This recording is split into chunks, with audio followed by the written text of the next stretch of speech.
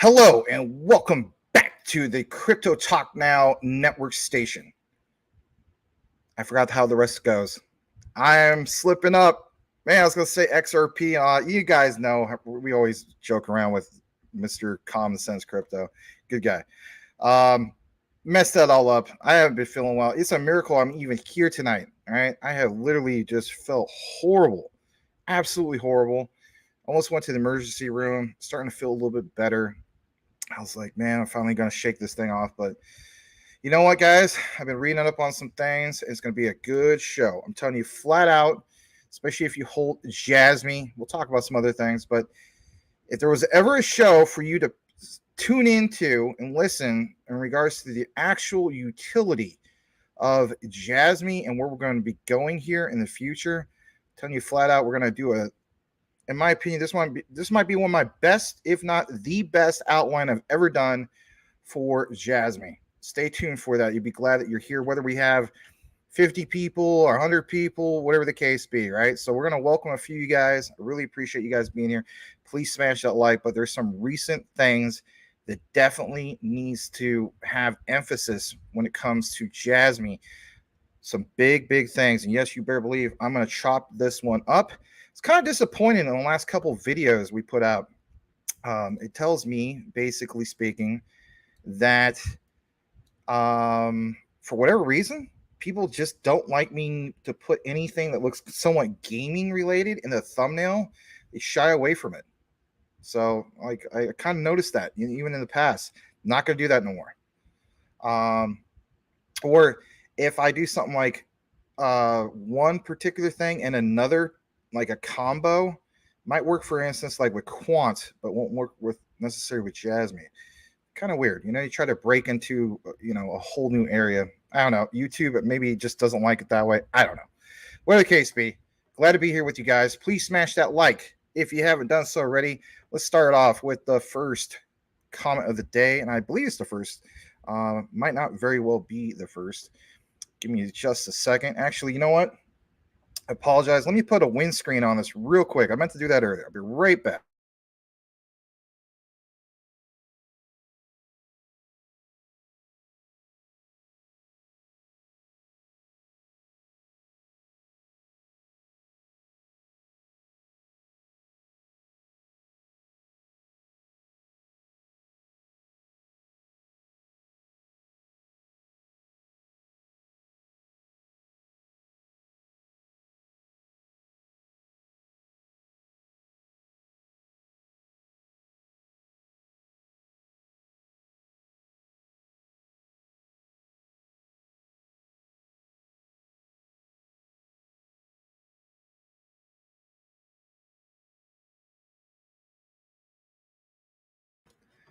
All right, that's so much better. Yeah, you're not going to hear the fan. I'm going to be a lot more cooler. I'm going to make a puh sound. Ain't going to mess up with the sound. Anyway, let's welcome the first comment of the day from the one and only Mr. OG Crypto, Mr. Gangsta. Tell me about the days of way back. Thank you so much for being here, OG Crypto. On top of that, we got the one and only Tim Shea, who says, hey, welcome back, Tim. Glad to be here, back with you guys. Obviously, I wasn't here yesterday. Tim Shea, Mayor Crypto Commissioner, representing the 589th.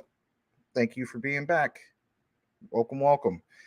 Let's also welcome his famous stepbrother, the other one, Sean C. Riley, or it could be World Fair. I don't know. You guys never decided who's who, but it is the one and only Brian Dowie. Glad to have you here. Brian, again, smash the like, please. Helps our broadcast get out to a broader audience. All right, there you go. Glad to always have you here, though, Brian. Thank you.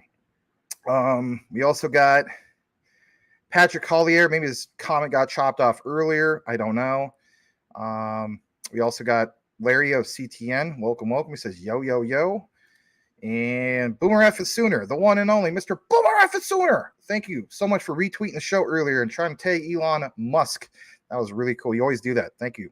Appreciate that. Let's also welcome back Mike. I haven't seen you in a while, Mike. Glad to have you back, Mike. Hope all's well with you, sir. Boom. There you go. We're going to welcome a few more of you guys. Brittany, always a pleasure to have Brittany. Welcome back, Brittany. Boom, boom, boom with the dabs.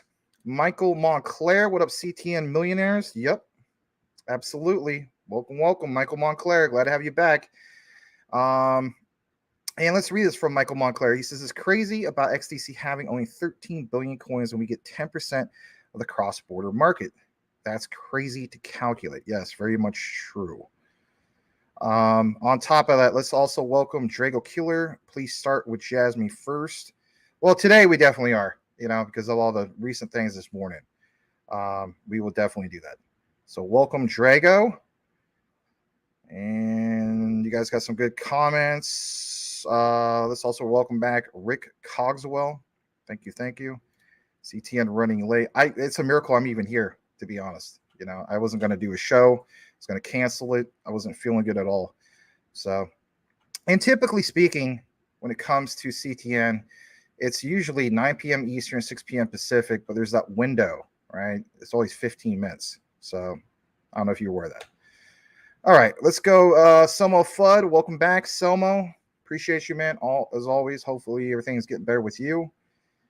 And yes, there you are in the comments. Thank you so much, Patrick. Appreciate you. Mr. Lambo's Crypto Talk, welcome, welcome. Dwight is back. I guess I skipped on it. I didn't mean to skip you on purpose, my friend. Dwight Von Tress, welcome back. Thanks for being here once again, Dwight. Just trying to see if there's anybody else. Run some Vaseline on it, Max. You'll be all right in the morning. Not that type of illness, man, but thank you. God. All right. Light, what do you think price? Everybody asks me this stuff, man. Everybody asks. I've been consistent. I think at least $1. But after you watch or listen to what we have tonight, you can draw your own conclusion on what you think in regards to that. I think it's a minimum, personally. Not financial advice. All right. Patrick Collier with a $2 super chat. He says, fat juice. Well, it's more like a I don't know, a watery lime. But it's pretty good. All right. Let's see who else we got up in the house. But thank you so much, Mr. Patrick Collier, for $2 super chat. I need to get some kind of thing, some kind of QR code, because in reality, I mean, never mind. I'm not gonna say it, but look at see chat Dooley Squad. All right. Henry Brown, $10 super chat. Here goes my love and support for the community. Trust me, I know all about emergency room. I was 9 days in IC. Oh, God.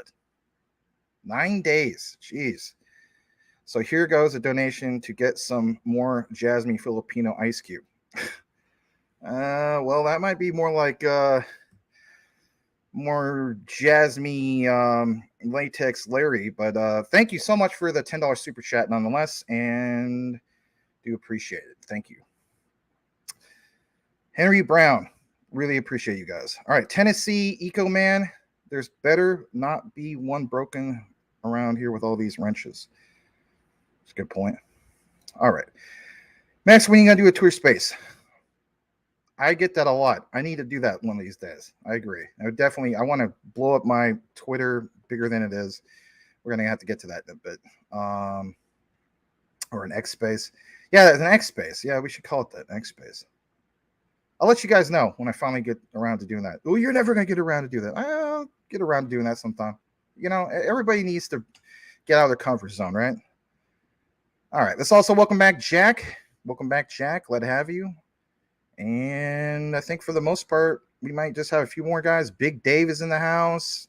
Didn't see your comment, Big Dave. Oh, there it is. Welcome back to Big Dave. Clean slate. Coin Bureau's guy talks about Japan engaging in financial repression. Would you look into it and give us your thoughts about this might affect Jasmine? Yeah, I could do that some other time. For today's outline, it won't be that, but I could definitely look into that. And knowing that, I do follow him on his channel. All right. Let's also welcome Brian Riley. Always glad to have you here, Brian. Thanks for being here. Mike, he says, hi, Max. Hello, all. All right. You had open chest surgery. Isn't fun, but your situation will save others, so you're glad to be here. Always glad to have you here, man. Whether you're, I mean, hopefully, you're much more well than you were, but, let's face it. Sometimes we're not feeling good, and we try to make it. I wasn't feeling good. I got like the worst. I don't want to go into all the details, but I needed to go to the emergency room earlier. No joke. And I'm a lot better than I was earlier. All right. Token 7 says, hello, everyone. Glad to have you here. And if anything, we're just going to read a few more. Menace is in the house. He heard that Jasmine content on his Roku, listening. Like, okay. Well, hello. Like Jasmine 2025. Yeah, like I was saying, I think honestly, at least $1. I'm just gonna go with that. Some people have seen some other price predictions I've done. We've done more than enough videos about some of that stuff. So 2-bit crypto, my God, man, you're up late, my friend. I've never seen you in the comments. That is so awesome. What's going on, everyone? Keep up the awesome work, Max. Thanks, 2-bit. Means a lot, man. I guess I was supposed to be here for a reason. If I got the honorable 2-bit crypto up in the house, I do appreciate you being here, 2-bit. Wow, what an honor. Let's also welcome Magic Power. Hello, guten Tag. Liechtenstein Exchange. Just me in the house with the Rice Crop Consortium. Yes, that's right. I will. I'm trying to do that, man. I'm trying to do that. 2:30 a.m. here, bro. Yeah, you're up pretty late, man. All right, let's also welcome Cool Cat Crypto. But yeah, it's guys, you all. I think you guys all follow 2-bit. If you're not following 2-bit, what are you doing? All right, especially for that Luna Classic, give them a follow. Some people criticize me, like, you stopped talking about Luna Classic. I don't need to cover Luna Classic. 2-bit, our brother, our mate across the pond does it better than anybody else, right? When it comes to Luna Classic, I still believe in but it's just it's too saturated for me. Let 2-bit do his thing and the other things. You're killing it, man. Anyway, all right, we're gonna jump into the outline what we have tonight. And if anything, please smash that like. Let's see how we're doing on the likes. Currently speaking, we're at 27 likes. We have 41 people here. Not too shabby. We'll kick it into what we have. And again, guys, if it's your first time ever connecting to CTN, not only please smash that like. If you feel like we need to earn your like, that's fine too. But if you have any questions or comments, just drop them in. No one's going to bite your head off. We have a very welcoming community here, very mature, educated community as well. So if you're brand new to crypto, especially, right? You just came fresh off that Robin Hood boat. Let's face it, that was a boat that we all came off of, some of us at one point. It's all right. Drop any questions or comments you have, and no one's going to bite your head off. Very welcome community. And for you guys that are regulars, members, and so on, please give a warm welcome to anybody you see. And let's jump into it. So there was news that was reported, obviously, this morning. And I was tempted to do a show early in the morning, but I was like, man, I'm just not feeling it, man. I was just not feeling good. And I was just like, at the end of the day, you got to be able to bring it, right? So I want to show you guys this. This comes straight from Hara. And a lot of you guys did see this, especially if you're active on crypto Twitter. We'll get into the outline of understanding the Jasmine utility a little bit more than you may have any idea here in a bit. But I want to draw some emphasis to this. In my opinion, flooders will be, this makes their head spin when they see stuff like this. So this comes straight from Kyoto News article. Former Sony execs laying down data security gambit to tech giants. Now, where I want you to draw some of the emphasis, though, when we get more into this, is the gentleman on the far right next to Kazumasa Sato. Okay. So there was this whole feature. It was done basically earlier, today. And yeah, we're going to jump into it because it was pretty well written, and You guys want to know about it. So, feature former Sony execs, like I mentioned, laying down data security gambit to tech giants. Some of the key areas about this is some of obviously the background. One thing is I went ahead and retweeted was, again, what you see from the gentleman on the far right. Now, he, if you're wondering, actually came very close to retirement for Sony not that long ago. And I want to jump into this because I went ahead and basically retweeted this, and I basically felt as though it was worthy of a mention, you know what I mean? And I don't know. One guy corrected me on my grammar. I wasn't feeling it earlier today, but I apologized to him and so on. And we're good. But sometimes it's not that I can't take constructive criticism, but sometimes it's just like, how it is for all of us, right? It's just like, I ain't feeling this right now. You know what I mean? But anyway, I do apologize to the guy. We're good. And I'm going to do better on my grammar, at least when I type it. But, I'm also human. This part real quick, right? Takashi Hagawara, a longtime engineer in charge of the development of the VAIO PC, quit the tech giant in 2020 with less than 1 year left before reaching the company's retirement age to join Jasmy. I mean, that's why I said basically, if you guys seen that tweet, he took his passion and made it happen. Yeah, I'm referencing, what's it called? Flashdance or whatever, right? Jennifer Beals back in the day, man, not too shabby, right? If you followed some of that, I know Boomer F and Sooner and some of you guys, you probably remember Jennifer Beals back in the 80s, right? Very sexy lady, awesome dance. But this is a perfect case of taking his passion, making it happen. I mean, if you're leaving right before, the time of retirement to start a whole new venture, why would you do that? And we're going to jump into some of these key things. Okay. So you can read all about this, and it's very, it's a real well-written thread. Don't get me wrong. Not really a thread, an article. And it puts a lot of emphasis on Jasmy and obviously talks about Sato-san and, obviously the patents and so on. What I want to do is I want to jump into the nitty gritty because as you guys know, this is something I kind of do. So it's this right here. And we talked about IVS Crypto 2023. Remember IVS? Remember how that was diamond sponsored by Ripple, right? So some of the newcomers, and maybe there's a guy here right now as we speak, you feel basically speaking that when it comes to Jasmy, they're a partner with Ripple. They're not a partner of Ripple, okay? It just means that Ripple is a diamond sponsor of the IVS crypto event. Now, what I want to talk about is we were so gung-ho about this particular event. A lot of times, because of the language barriers and so on, we don't necessarily get to see, a proper recorded video, especially not in English. Why would it be in English? It's over in Japan.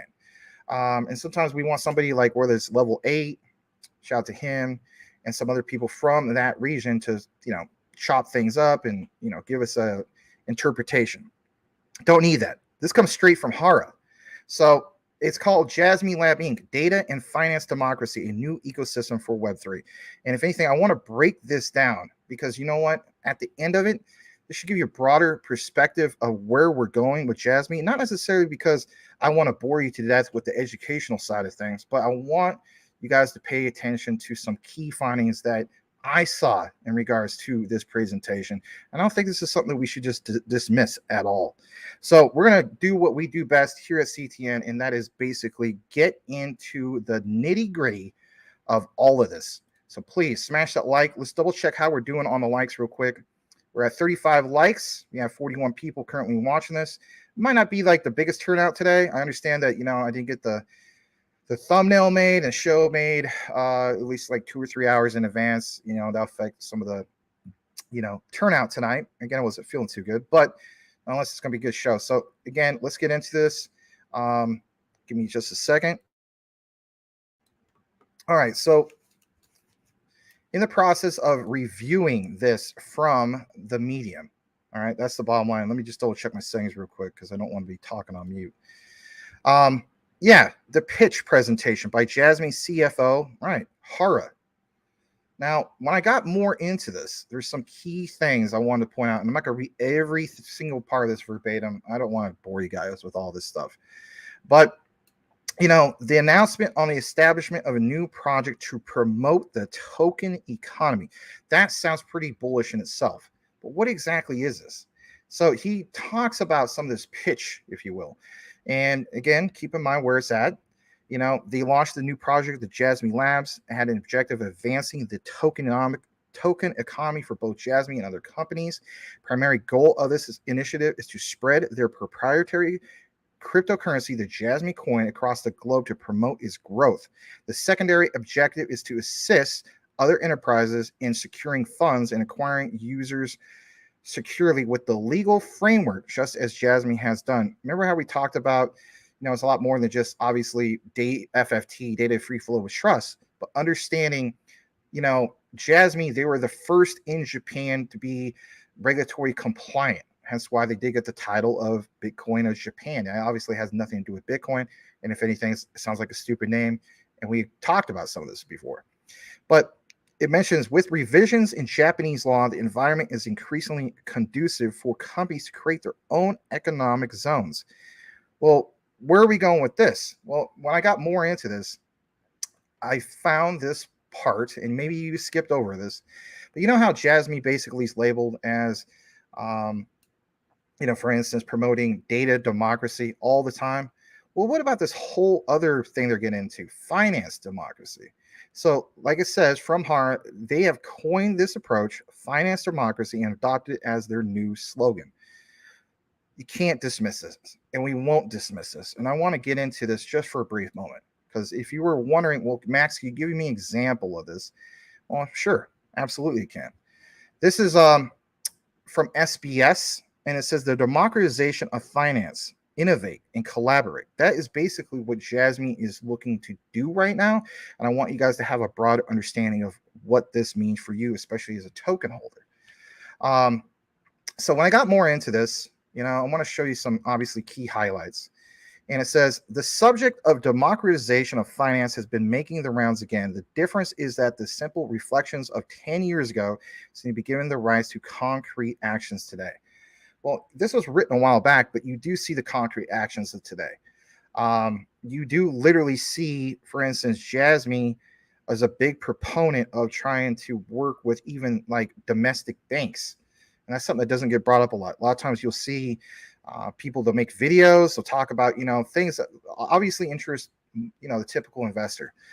But I think a lot of times when it comes to understanding domestic, and especially foreign stable coins, as we know, Tether is still banned in their country. Circle is as well. I've said that I felt as though Circle will probably be the first to be unbanned. I don't think both get unbanned at once. And we talked about that, I think, last week.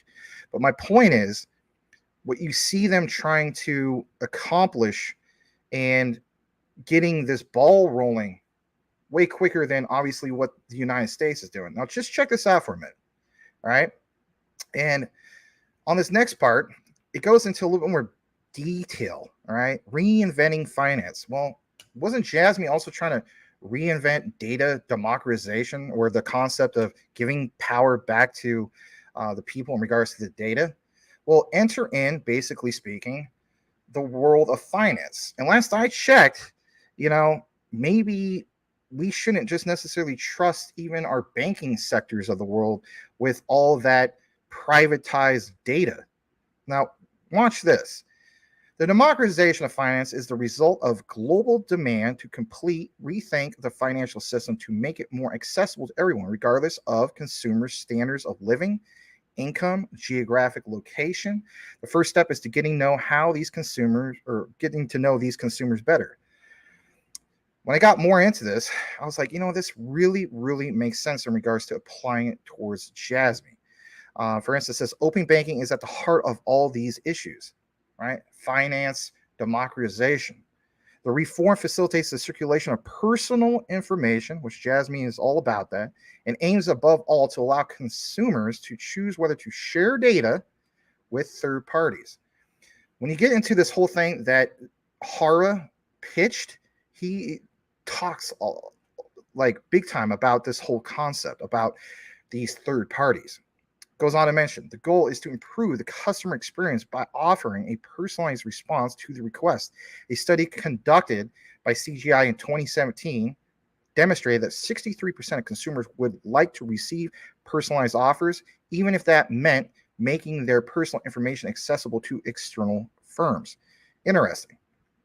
As we get further into this, I'm going to show you this part real quick. Look at this. Banks are not the only ones to partner with fintechs to boost offerings. It goes on to mention that, for instance, software as a service, because we do talk about SaaS, solutions for online marketing and banking, insurance, saving products. These solutions aim to provide customers with a native turnkey solution to help them subscribe to financial products.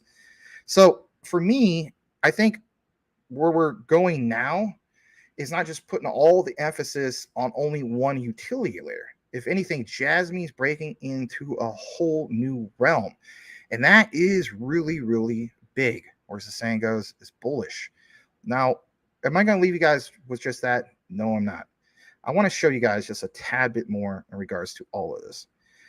So it goes on to mention, right, there's other companies. This is just, again, an example from 2017, but like various banking, or I should say various banks, right, whether, the domestic ones or the ones that work internationally, not necessarily just the central banks of the world, right? They, of course, have, as the saying goes, their own banking software. Which one doesn't?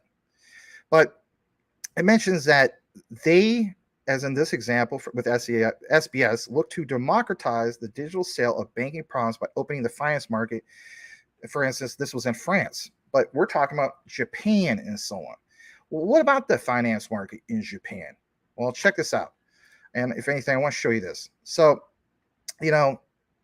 Jasmine, to a sense, is a direct, or I says Japan, a lot of their policies is a direct result of what happened with COVID. It says the COVID-19 crisis accelerated previously initiated changes and is no longer enough to plan a digital approach and loyalty strategies. The democratization, and hear this out, of finance is an important topic because it goes beyond the simple banking framework. Think about this for a moment, and challenges the thinking on inclusion, transparency, and security. What have we been studying, if you've been following this, for many, many months now when it comes to DFFT, data free flow with trust, and why that's so big? So big because it's literally the regulatory framework that's needed in this world of trying to not just innovate, but evolve with what we have in regards to our technologies and so on. But if anything, trying to give us, especially here in the United States, some kind of a blueprint. Now, on Monday, we were talking about, for instance, what we saw recently passed in the House and so on, as far as our regulatory framework. And on the surface, it literally looks like DFFT, but restructured and rebranded, if you will. Now, where I want to show you guys where this is so important to pay attention to is, and I'm going to jump to this next page. If I can just get this darn keyboard to work. Here we go. And basically speaking is, there is a lot more to it than meets the eye when it comes to Jasmine and some of these concepts. Concepts need to become reality is the bottom line.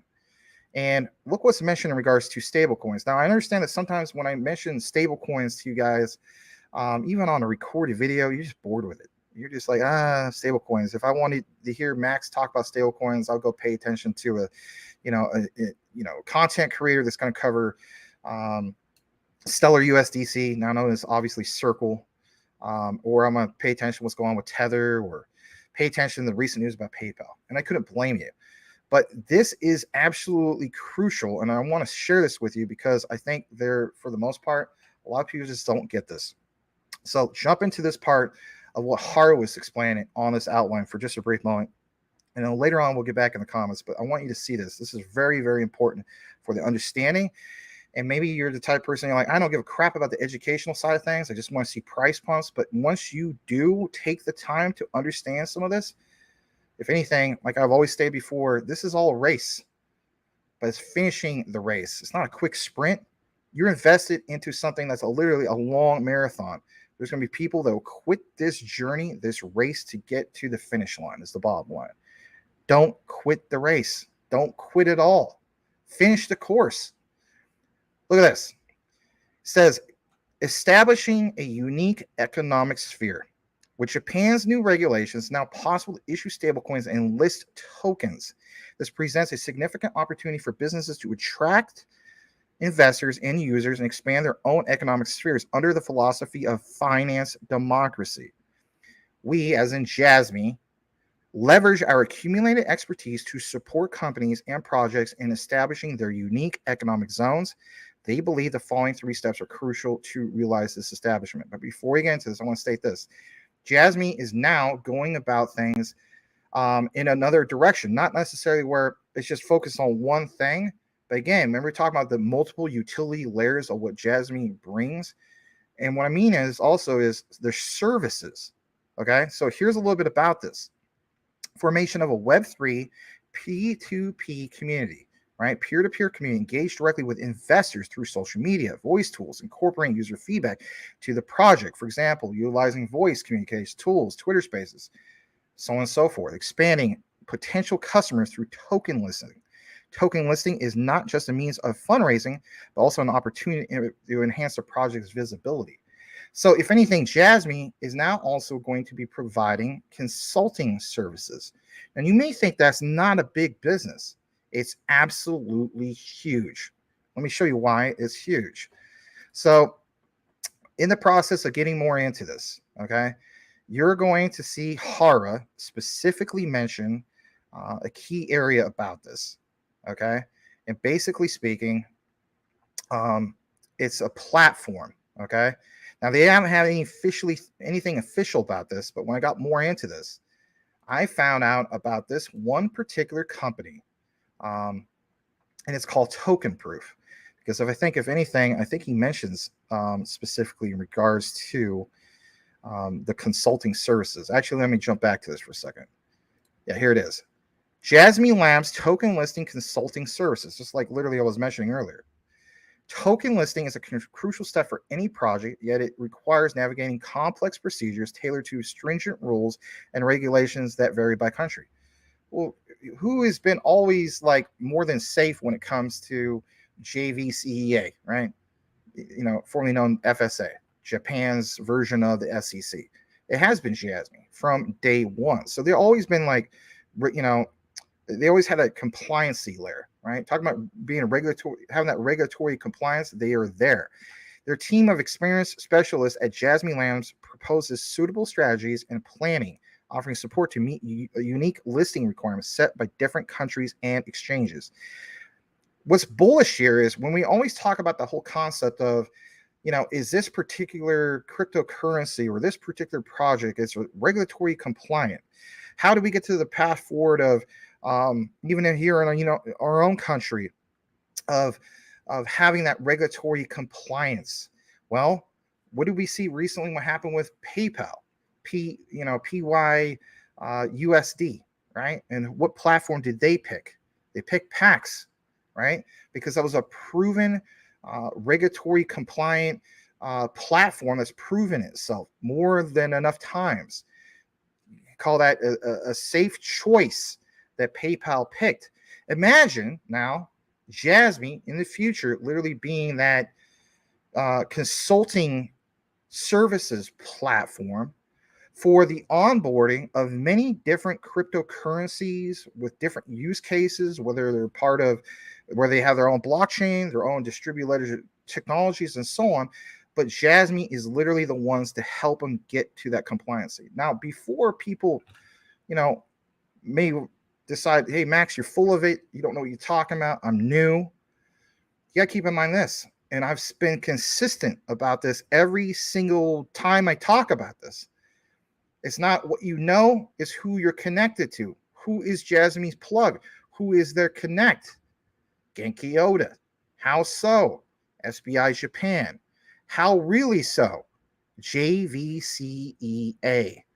He is literally, and I don't even want to give him this title because I think this is just messed up. I was about to say the Gary Gensler of Japan, but that's not the case. You know what I mean? Like, he's literally the opposite, right? Their policies that they have over there, so God, I mean, they get it over there, right? They embrace crypto, they embrace blockchain DLT. Totally opposite over here. Yeah, we've had a hint of some awesome things that could happen. But the thing with Ripple is a different situation. That's trying to open things up for that pathway towards, the hint of embracing these technologies and so on. But Japan, totally different thing. Wide open, right? So this guy who's part of the JVCA, Genki Yoda, again, is their plug. And for them to have that consulting services and be able to be regulatory compliant and cool with people like obviously Genki Yoda, who's very well invested with Jasmy through what, guys? Bitcoin and so on. And, there's also Bajit, right? Those are key things to never dismiss. So check this out. Jasmy Labs proposes a suitable strategy and planning offering support to meet unique listing requirements, not just listing requirements, unique listing requirements set by different countries and exchanges. Remember we talked about some of this before? Did we not? Remember we talked about in the future with the super wallet, especially, Jasmy won't even have to be reliant upon centralized exchanges. But what about through consulting services? This kind of takes it to a whole different perspective, does it not? It says, well, they handle the intricate procedural process on your behalf. Right. On your behalf. And furthermore, assist in fostering the project ecosystem and community development post-listing. What's a project that sounds very similar to this, but not 100% exactly like this? You know where I'm going with this. Shout out to Magic Power. The Liechtenstein Exchange. Yeah, and Jasmy in the house. I mean, I wasn't planning that. But the point is, should we start now looking at Jasmy as literally being like the LCX, hear me out, of Asia?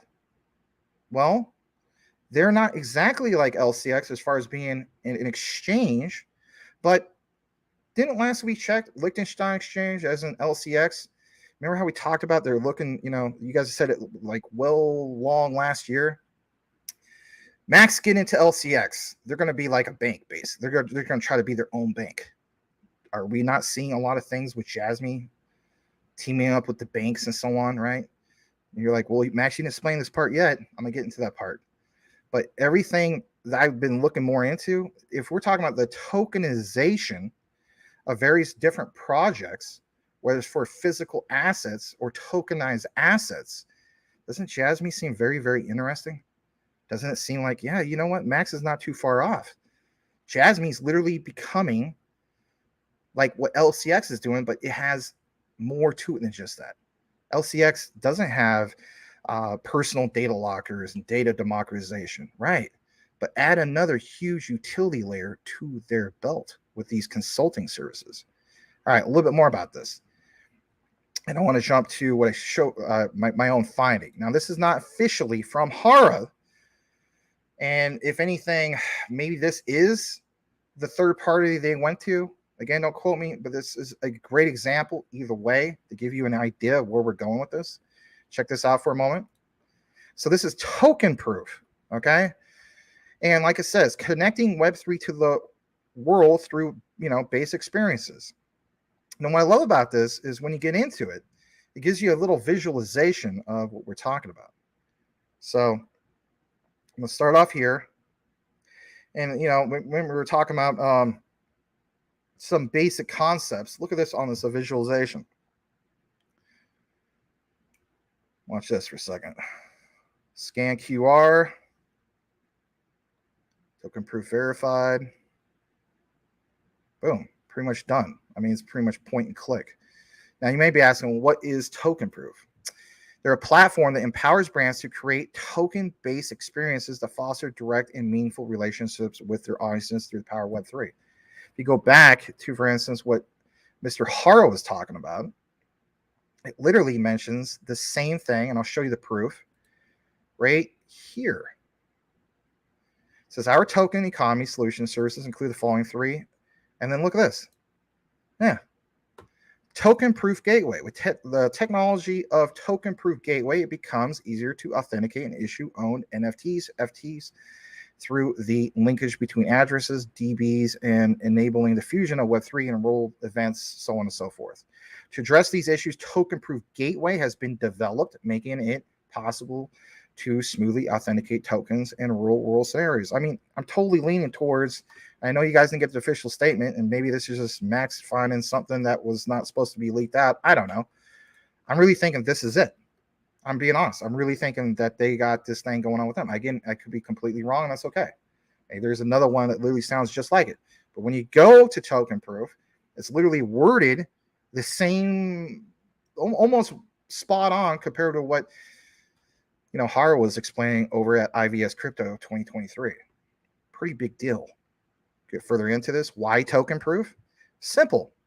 Like it says, token proof is so easy to use. It's a launchpad for non-Web3 natives to enter a new world full of possibilities.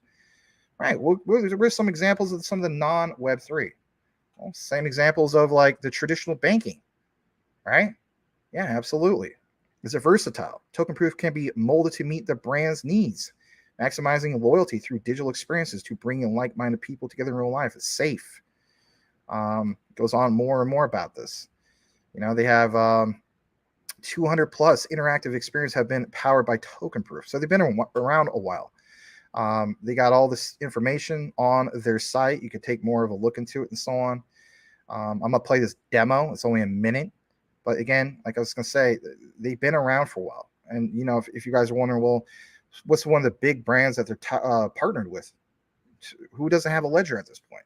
Maybe some of you guys don't. I mean, I saw that video about the lady who got hacked for X or P. Horrible. But yeah, ledger, right?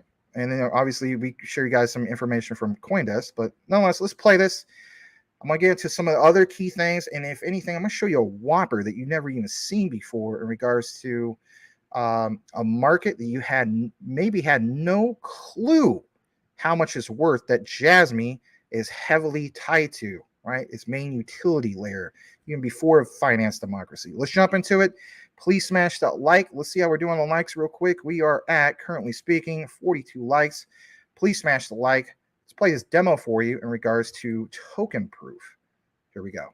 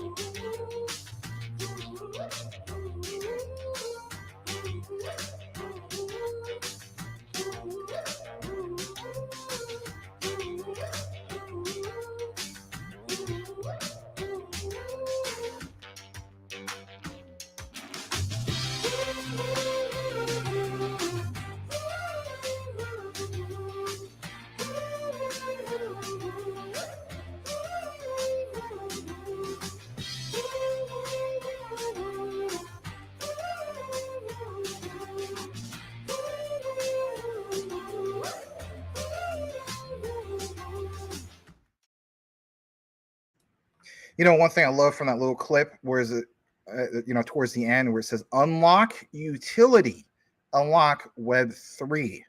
That was cool. Now, let's get back into this because, I know it's quite the outline, but I'm telling you flat out, I thought it was really, really neat to see some of these key findings. So we're going to jump back to it and just pull it back up. And here we go. So, yes, token proof. Do you guys feel as though that this is the one? It's literally word the same. Again, it might not be. There's a chance it might not be. But if you're wondering about token proof and like their platform, Max, do they have, a Twitter? That's a good point. But yes, they do. Here's their Twitter. And if anything, I'll give them a follow. It says empowering brands to connect with their audiences through the power of token-based experiences, both online and in real life.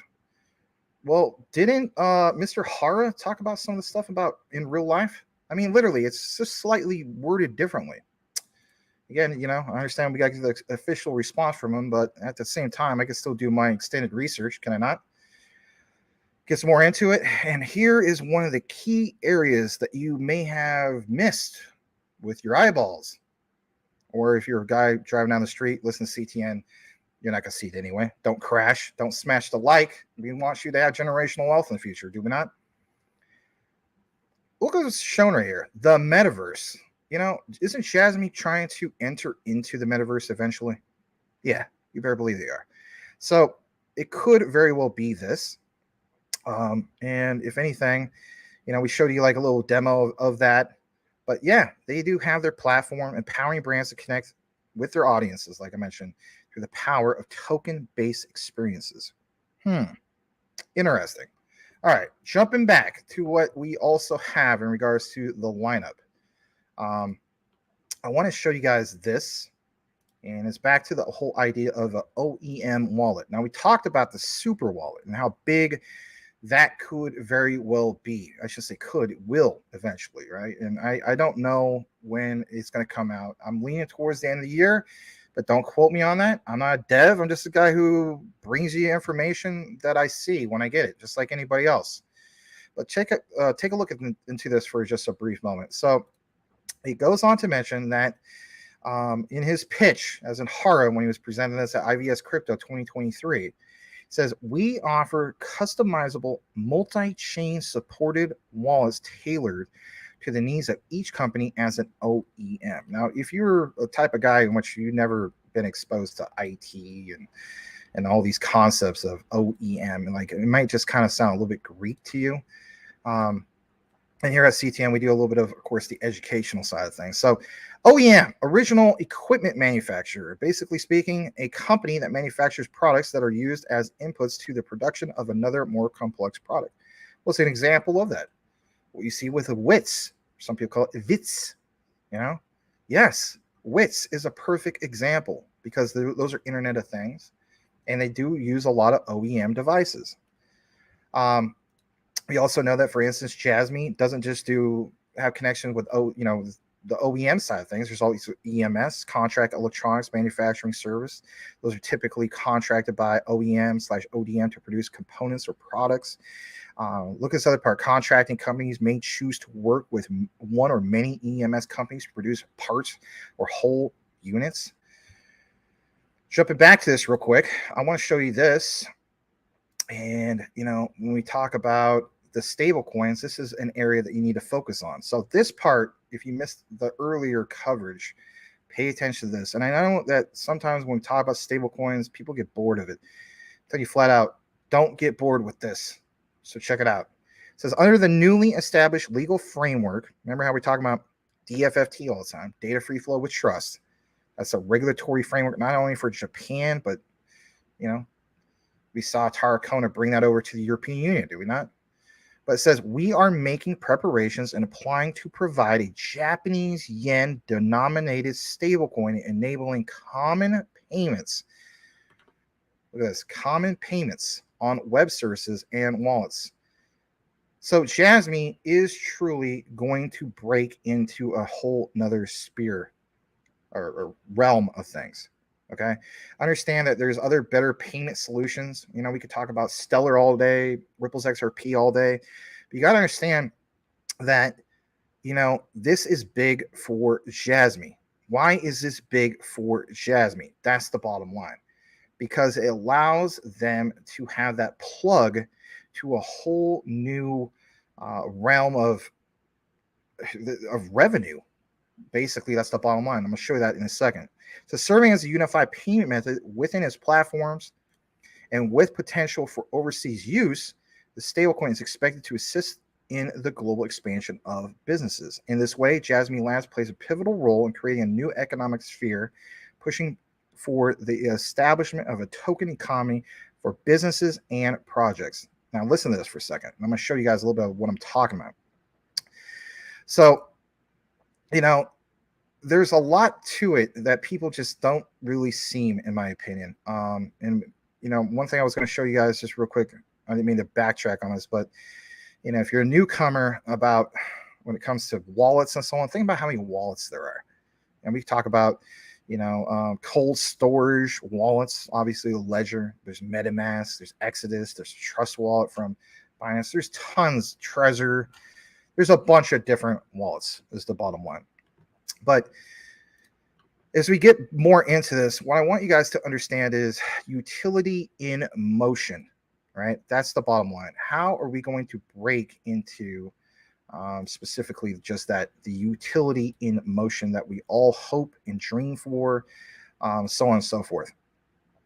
here is an example of why I'm showing you this about the stable coins. And this is the juicy part. If you've been waiting for the juicy part, here it basically is. And let's jump on over to this. It's a thread. It's not super long, but it's going to give you a great example of the utility of what Jasmy is looking to accomplish. So let me jump over to this. Here we go. And here's a great example. So Tether, for instance, we're always talking about Tether. Tether is not unbanned in Japan yet. Circle is not unbanned in Japan yet, but it will be.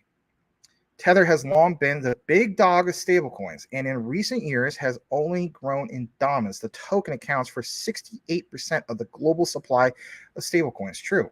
What does the most amount of volume, even compared to BTC on a daily basis, compared to everything else for the top 100 on CMC? It's Tether. And in that regard, it says Tether's total market value is larger now than at the peak of the 2021 bull market. That's crazy. We know about the big news that we dropped in regards to PayPal. We talked about, we're not going to get so much in that. But what I do like that was posted is, stable coins, like it says, proven incredibly lucrative for Tether. Well, stable coins could prove very lucrative for who? Japan. Having a Japanese yen denominated stablecoin is going to be absolutely huge for Jasmy. I may be thinking, well, we're not to that point yet. Can you give me some other examples? Yeah, you better believe I can. It says stablecoins have proven incredibly lucrative. I read that part, my bad. PayPal is facing stiffer competition in payments, is looking for ways to diversify into higher margin areas. Stablecoins are a logical fit and potentially lucrative for one at a time when Tether's figures suggest that it's poised to post a bigger profit than, for instance, Starbucks. Look at this, BlackRock and even PayPal itself. The claim can be taken with a grain of salt that Tether's operations are notoriously opaque. True, but even in light of this, the company is likely to make a lot of money. Very, very true. Now, in regards to this whole Japanese yen stablecoin and so on, some areas of concern. People like, especially when it comes to Jasmy entering into this realm, maybe just don't get the whole concept of the importance of the, not just the Internet of Things, but like, why is there so much emphasis on them,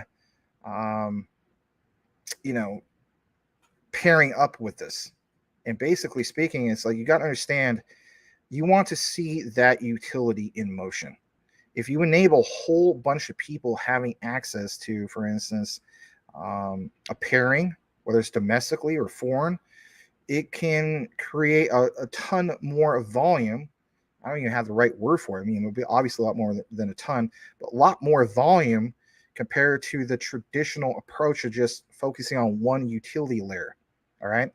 So before I jump to this next screen, I want to show you guys this here in just a moment. And that is when it comes to interest rates, right? So it says when interest rates go up, banks need to set more money aside. They need to experience defaults in their own loan book. Rising rates often strain borrowers, and eventually customers demand higher interest for savings, which of course squeezes the margin. Tether does not have any of these issues. It only lends to the U.S. government, which is considered risk-free, plus users don't expect a return. Well, when you get more into this and so on, there's other things that are, of course, mentioned in regards to the U.S. examples. But for Society 5.0, you do kind of need something that's going to contribute towards the local society. It can't just be all just benefiting Jasmy, only, right, with their own stable coin, whether it's DD or a yen-denominated DD, data democratization coin. So what I want to show you guys over here, it's just a tad bit more in regards to some of these key examples. And it was very unique, in my opinion. And it's this right here. Because if anything, with Jasmy, with what they're trying to do is, it's not more than just consulting services, okay? They are literally looking to take this to the whole next level. And if anything, I want to get into this here right now. I actually have on the wrong tab, my bad. It's this right here.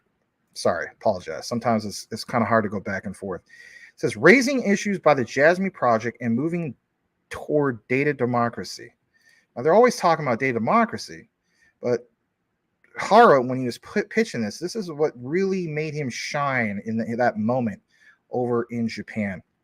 Give me just a moment to pull this up. All right, make sure I'm on the right page. He was able to shine in Japan because this was the aha moment. You know, you could talk about the concept of data democratization all day long, but do people really understand where they're looking to go with this? It says, he liked to share Jasmine's philosophy and their initiatives towards data democracy. He's passionate about solving, solving issues related to personal data management. Generally, when using services on the internet, one is asked to provide a multitude of personal information. Right. This all sounds like KYC, does it not? Name, address, date of birth, gender, you name it, credit card details. It says, yet few probably know how many sites they've given their personal data to. Very, very true. Especially concerning is more sensitive details like debt records, registration, marriage.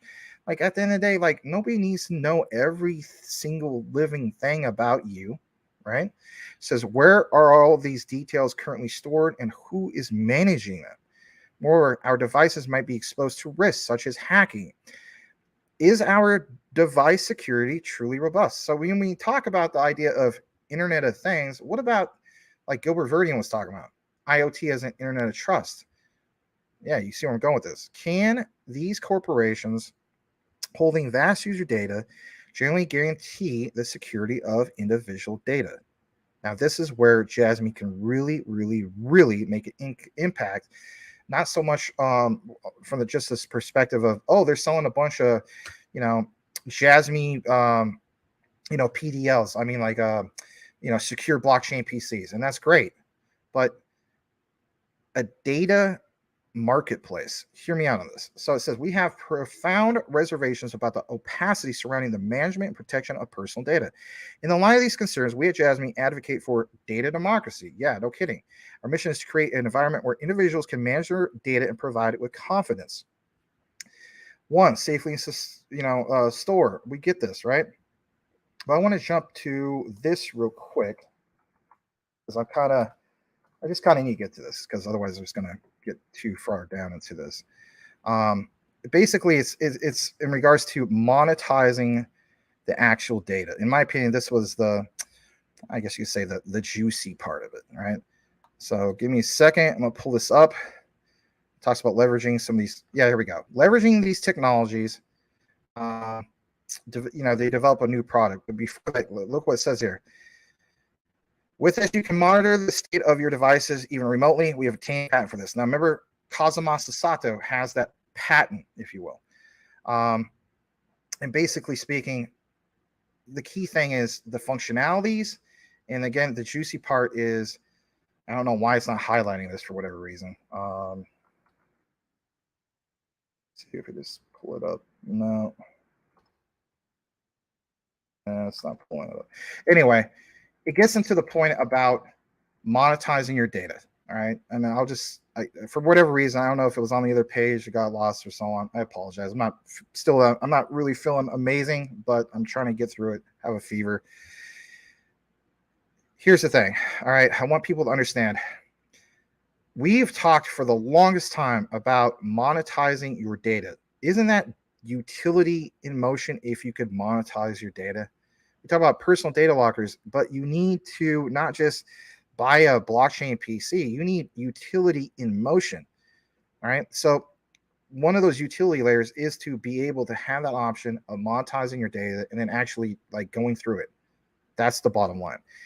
In this article somewhere, I don't know what the heck happened to it. Let me just see if I can pull it up one last time. It talks about monetizing the data. Man, that makes, when I chop this up later, I'm going to see if I can just get to that key point. I got to get to that point. It was good stuff. So sorry about that. Hold on a second. Man, it's just like, it must have been on the other page. But anyway, it mentions specifically about monetizing the darn data. All right. The key thing I want to share with you guys is monetizing that data. Right? I swear it's in here somewhere. I don't know. It's just not pulling up on the Control F. Hara goes into detail about monetizing specifically that data. All right. So look here. How much is that industry basically worth? That was one of the key things I wanted to show or share with you guys. Let me see this on this page. Oh, it's not on that one either. I'll be darned. All right. They are looking to make a data marketplace, if you weren't aware of this. And maybe this is on the previous page. Hold on a second. We'll go with this. My bad. I had a nice flowing outline. I hate when my outline gets messed up. I just hate it. Sometimes somebody send me a link. I'll click on the link and then it messes up everything. So anyway, all right, we're gonna do good. It's fine. A little hiccup. Yes, let's get into this for a second. All right. So I don't have the part about monetization, but we're gonna get there.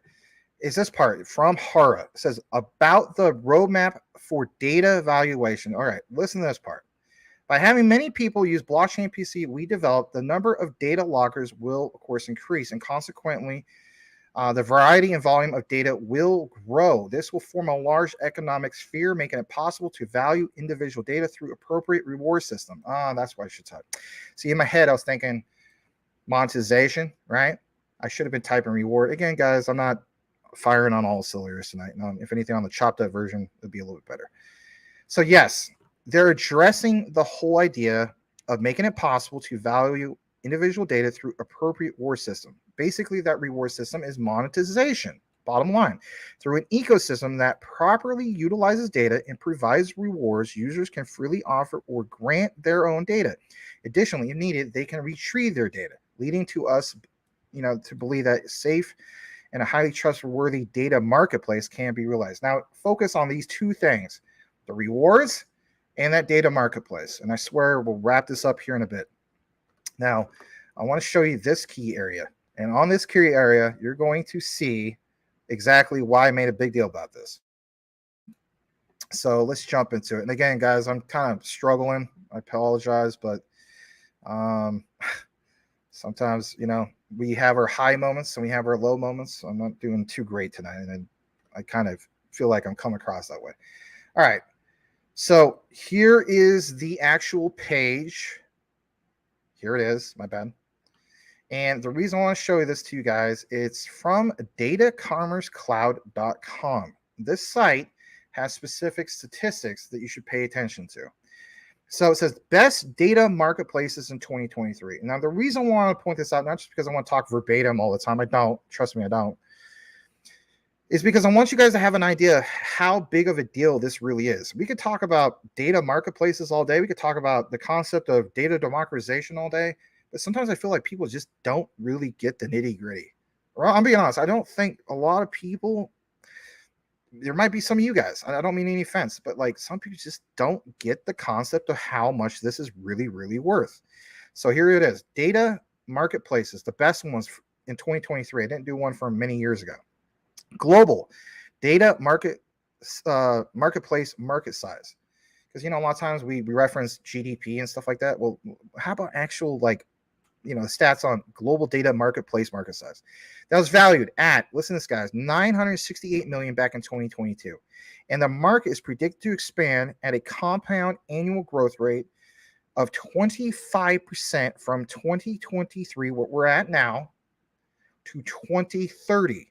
This is big, especially if you hold Jasmine. That's why I didn't want to just dismiss it.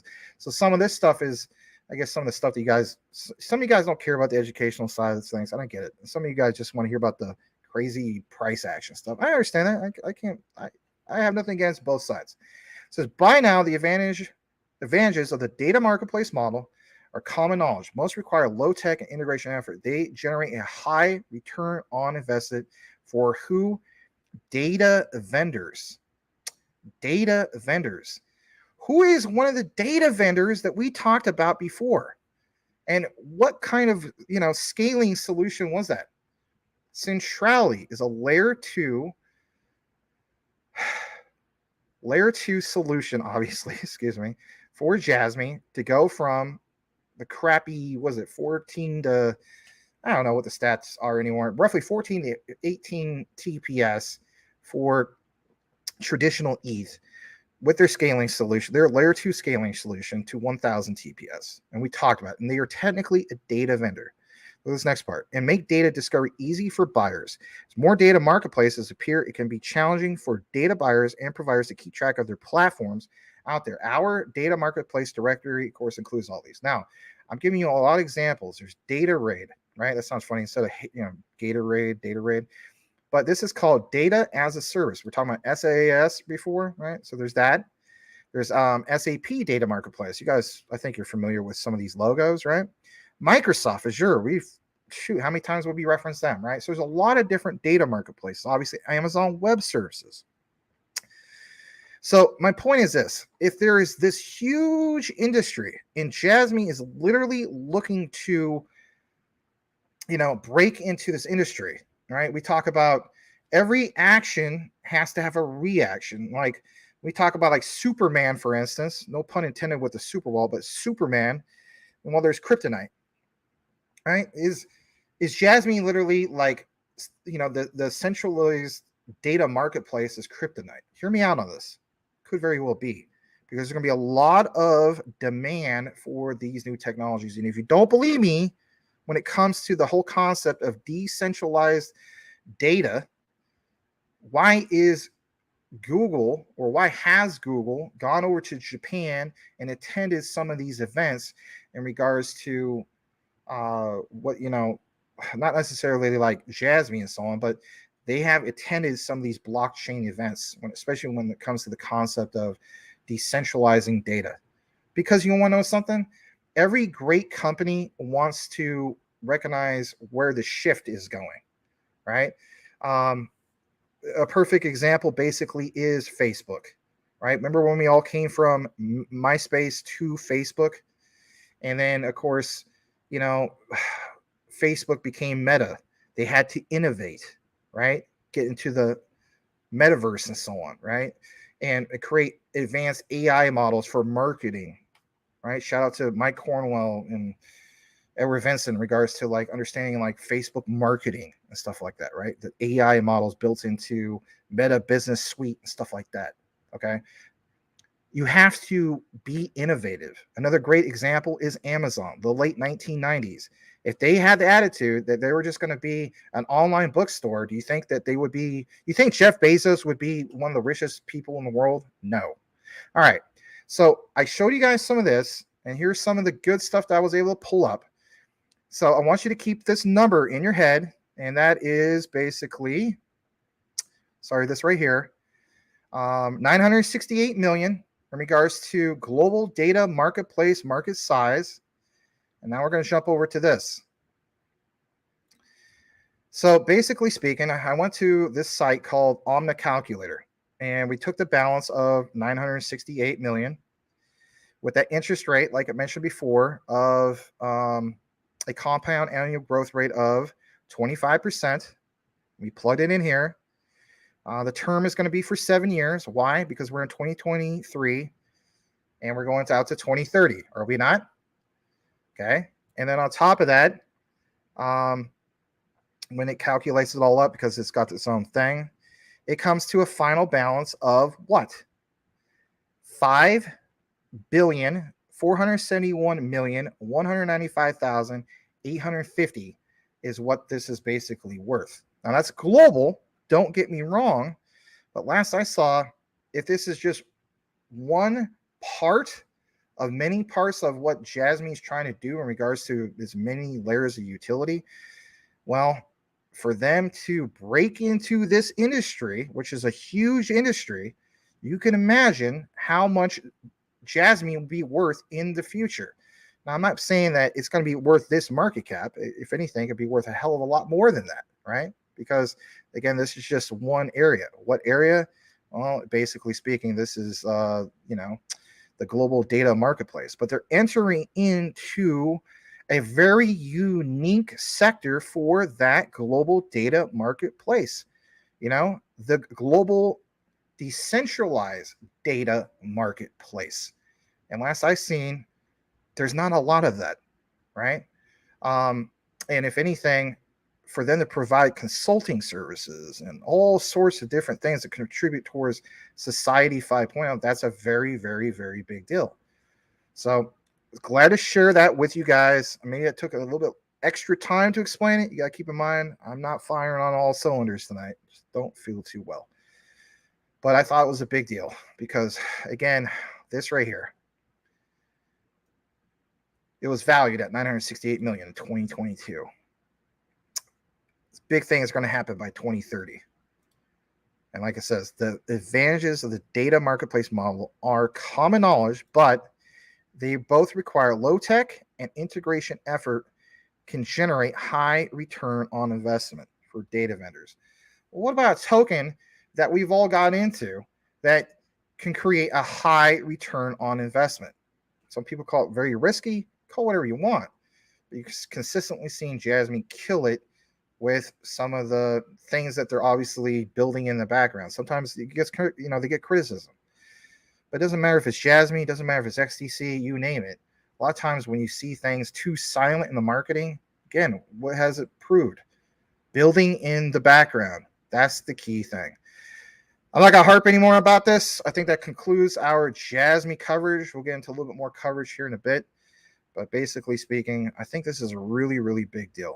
And if you hold Jasmine, stay the course, I think we absolutely get to $1 or more per token, maybe late 2025. I could be wrong. Maybe it's before. But during the big utility run, you know what you hold. It's not just Jasmine, some of these other ones and so on. But if anything, for me, I mainly look at Jasmine and a few other ones as, man, very attractive return on investment. That risk to reward ratio is so appealing just for the same reasons why people got into Ripple's XRP or got into Stellar's XLM or got into Zenfin's XDC. You could buy a hell of a lot of it for very, very cheap. What is this going to be worth in the future? So, again, guys, there you have it. In regards to Jasmine, I know it took a while to get into it. Going to get back into the comments because I'm very, very well behind. But I was excited, even though I was sick today. So, there you have it. All right, let me get into some of the key findings. All right, we are at 61. We ticked up. I do appreciate you guys. Smash that like. We are at 51 likes, and we will get back into the comments right now. Let's kick it off with the last few comments of what we have. Just making sure I didn't see any, skip over anything specific because that would be kind of messed up. And we're going to get back into it. So, Corey Bibe, welcome. Some of the other guys, welcome. If I didn't welcome you before, Antoine Zim, welcome. Glad to have you guys. All right. T Lens, welcome back. Glad to have you back, T. I'm just trying to see where I was last at. I'm going to kind of rapid fire right through some of these comments. Just going to get to some specifically. I'm not going to do the whole thing of Tim Shea says, hey. 2-Bit says, hi. Selmo says, yo. No. I'm not going to do that. I'm just going to get into some specific questions, comments, and so on. All right. So let's see here. Doing an X space will give another chance to all interact with another, and we can chill and shill. That's a good point. Jazz made a cameo on Japanese news. Yeah, I didn't have a chance to get into that. I probably might get into that maybe tomorrow or something like that. I was trying to put emphasis on some of the big stuff. I mean, that's big. Don't get me wrong. That was also from a while back. That wasn't, unless it's a different news broadcast that I'm not aware of. What was shared earlier was from a little while back, but nonetheless, I mean, it's still great. Don't get me wrong. Algo is great. Tripled my position. Last time it was on sale at under 10 cents. I think it was like 9.5 cents, something like that. I bought the bottom and tripled my position. I think Algorand is, if you hold the ISO 222s, Algorand, in my opinion, is one that had to be part of my portfolio. I think there'll be more than good long term. I know on the short term there's some recent FUD. Let's face it, guys. There's a lot of recent FUD because the SEC goes after whoever the hell they want to go after. All right, we're gonna go further down to a few more comments. Cool Cat Crypto, I'm pretty sure I welcomed you earlier. Appreciate that. Again, 2-Bit was in the house. I don't know if he's still here. Maybe he's not. Maybe he went to bed. But I do appreciate you, 2-Bit. And let's see here. Light, thanks for your work. You're the best YouTuber. I look from Germany. So thanks. Well, thanks, man. I appreciate that. I don't know if I'm the best YouTuber. I try to be good. You know, I mean, like obviously tonight I had some struggles, right? I wasn't firing on all cylinders, but even 2-Bit, he's a great YouTuber. You know, he's one of the best. Give him a follow. If you have some Luna Classic, or he covers Jasmine excerpt. He covers a lot of stuff we cover too. So shout out to 2-Bit. All right. Let's see. Also, welcome Menace. Welcome back to Menace. And Robert Brewer, welcome back. Welcome back. Glad to have you. Jasmine's on a roll. T-Lens, always good seeing you, T-Lens. And thanks for the nice wishes they gave me the other day on the recorded video or the replay of live. All right. Let me see what else we got. Wait, I got to get Oreos for this. That's all right. It'll be chopped up, and then the parts where I was like kind of struggling, I'll cut some of that out. So I don't know what time I do that tonight, but if some people want more of the, because not everybody watches the live show. So, all right. Let me see if you guys got anything specifically. This is a specific one from the one and only Boomer Effing Sooner. Can't really do the ultimate Boomer Effing Sooner tonight because just again not really feeling all that great. Price Jasmine prediction January 2024 6 cents. May 2024 $1.75. Wow. October 2024 $2.25. February 2025 $2.75. October 2025 $5. All right. That's an example I wanted to give you guys earlier that I didn't get to really mention was, Hara mentioned the idea like, wow, it's great that they sold like 20,000 blockchain PCs.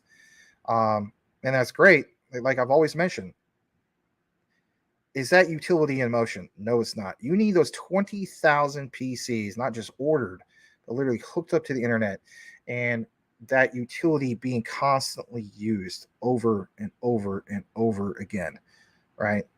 That's the key thing. We talk about this whole thing, and I'm not going to bring it back up, but it's, that data marketplace, right? If you have all these PDLs, not just thousands, but in the future, millions of these PDLs, and it has access to a data marketplace. Well, think about how, guys, come on. I mean, I don't mean this disrespectfully. I got to use my head too, right? Amazon was huge. Facebook, Meta, right? These are all the big players when it comes to data marketplaces. These are multi-billion-dollar companies. You create something that's going to disrupt an industry. Let's face it, it really, really needs to be disrupted. That's why I'm so incredibly bullish on Jasmine. That's why I always will talk about Jasmine. I don't think for the naysayers, they just don't get it. I don't mean that disrespectfully, but there's just so many people that they just don't get. They look at like, oh, it's just ERC20 token. Okay, did you research about it can actually scale? No, I didn't do that. All I researched was a chart. I have a stupid, avatar of a puppy dog. My name is 2 syllables, starts with an M and ends with, never mind. And all I do is FUD Jasmine with one chart, and that's it. And that's all the research I need to do. What's Jasmine 2? Scam. Jasmine scam. They don't even talk right. Jasmine scam. Who are you? Jasmine scam. Huh? Scam. Okay, we'll move along now. But my point is utility in motion. That marketplace, guys, would probably be the biggest deal for Jasmine. We could talk about all this other stuff and all these other partnerships and so on. I'm telling you, the bigger picture is the main utility layer connected to a whole marketplace, a marketplace of decentralized data where people have control of that data. Utility in motion with that data. Like literally the crypto night towards a centralized authority. Jasmine is a disruptor. It's disrupting, and like I said, the industry totally needs to be disrupted. I mean, in some cases, This is very, very extremely unique, and if anything, they can monopolize, which sounds like an oxymoron when you think about it, right? You don't want necessarily a monopoly on anything, right? I mean, you do as a business, but you get what I'm saying. Like, I don't want to sound like an oxymoron, but again, I'm struggling with this. I'm having a hard time today. Anyway, it's a disruptor. It's going to be huge, in my opinion, because it's very unique with what they provide. You don't see a lot of decentralized data marketplaces out there. You see storage systems, right? Like there's Filecoin. Don't get me wrong. I'm a big fan of Filecoin. But with what Jasmine's looking to do with the consulting services, the ties that they have to, oh my God, even domestic banks. I just hope they never piss off Genki Oda. Can we just all agree on that? Anyway. All right. Danica video, almost 50,000 views. Awesome. All right. Let's see what else you guys got up in here. Antoine Zim, another winter rainy day in New Zealand, but future is bright for our utility coins. Thank you so much. I think it is too. All right. Just seeing if you guys got any specific questions or comments. Drago Killer says, just me to 30. I am Yvonne Drago Killer. I will skit, then I will bang, bang. Nah, you probably don't sound like that. Anyway, you might sound like that. I don't know.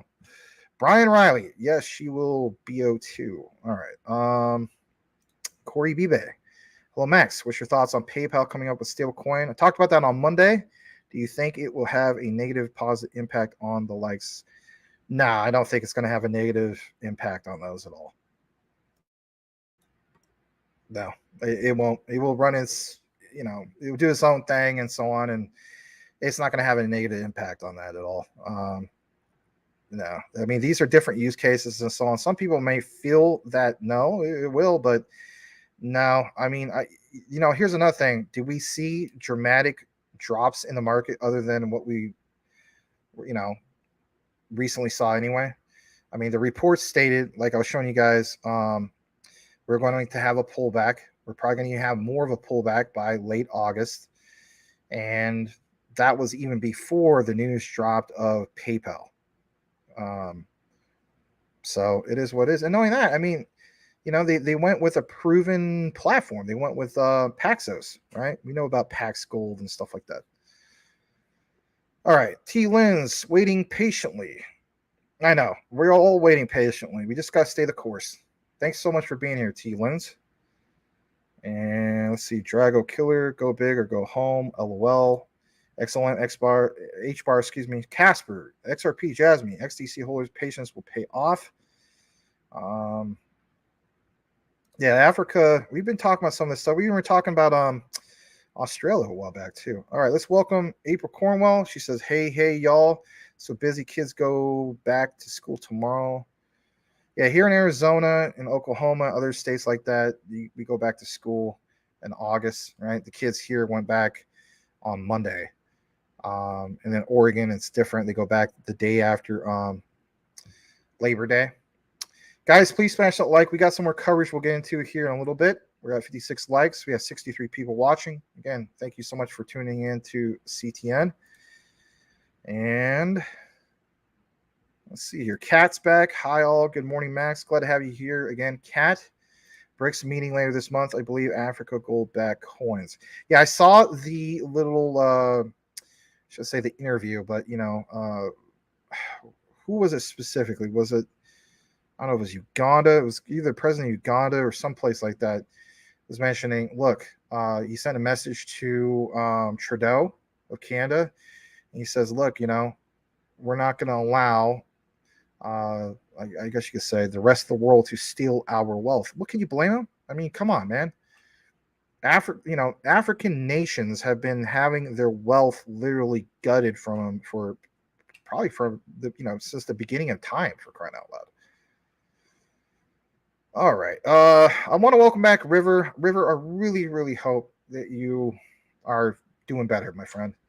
My thoughts and prayers are with you. I mean that. You and Blackwood.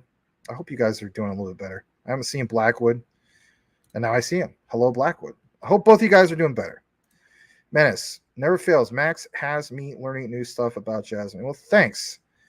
I wish I could have done a better delivery and fire on all cylinders tonight, but again, guys, I mean, this darn show wasn't even supposed to be on tonight, and oh god, I need like a neck massage or something. Anyway, all right.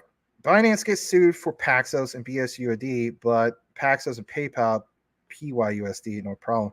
Yeah, funny how that works, isn't it? Like we say, it's not, what you know, it's who you know. It's also who you piss off. No, it's part of the language.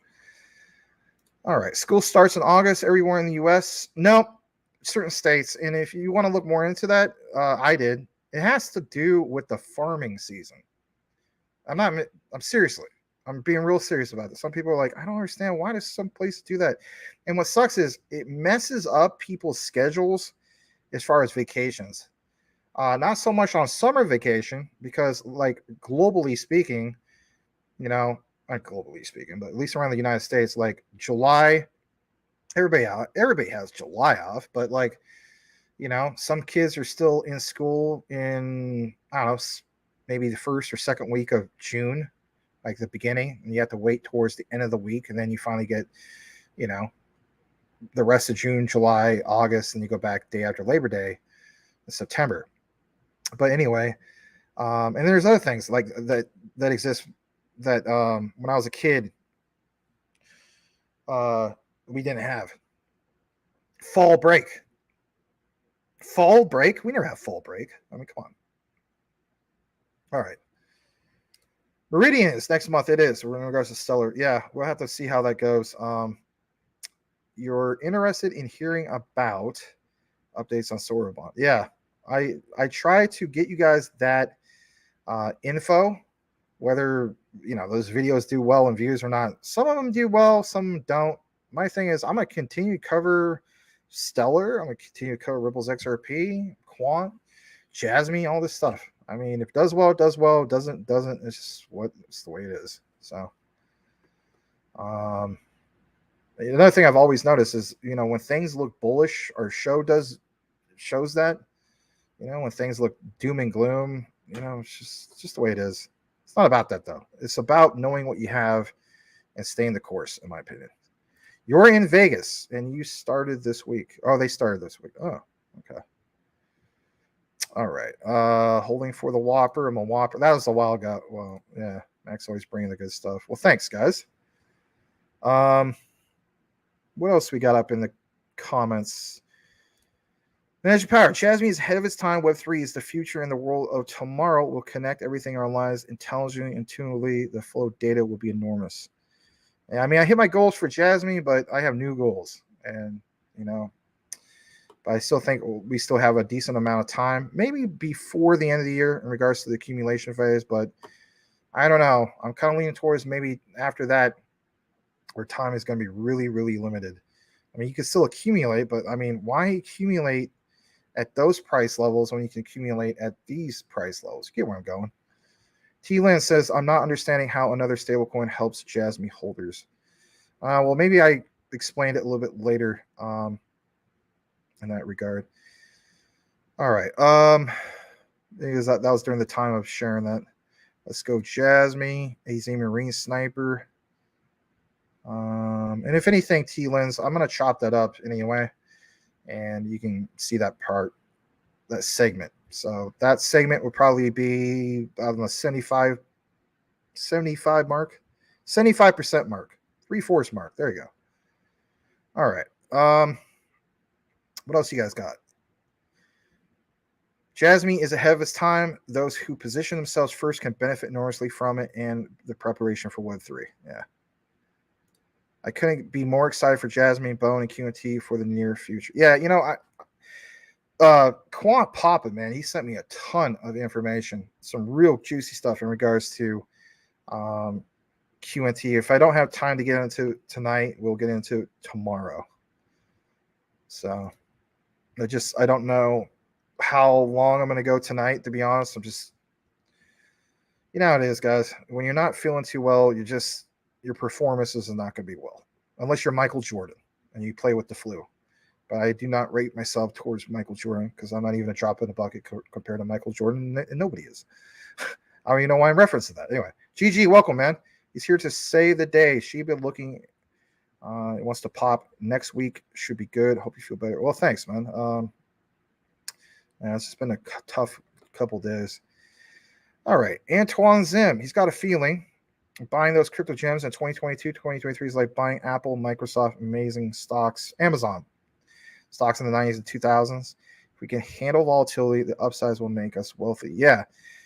And if anything, I want people to always have a plan. I mean, some of you guys, not necessarily you, Antoine, but some of us still don't have a plan. And I don't understand why we don't have a plan in regards to, like, some of you guys, again, not necessarily you guys, but just saying guys in general, they go out, they buy this stuff. Like, oh man, look at this. This is on sale now. Buy this up. Okay. What is your plan for taking profits? We talk about this just briefly. For me, I reached my goals on my Jasmine, but now I have new goals for my other two bags. And I don't want to get too into that right now.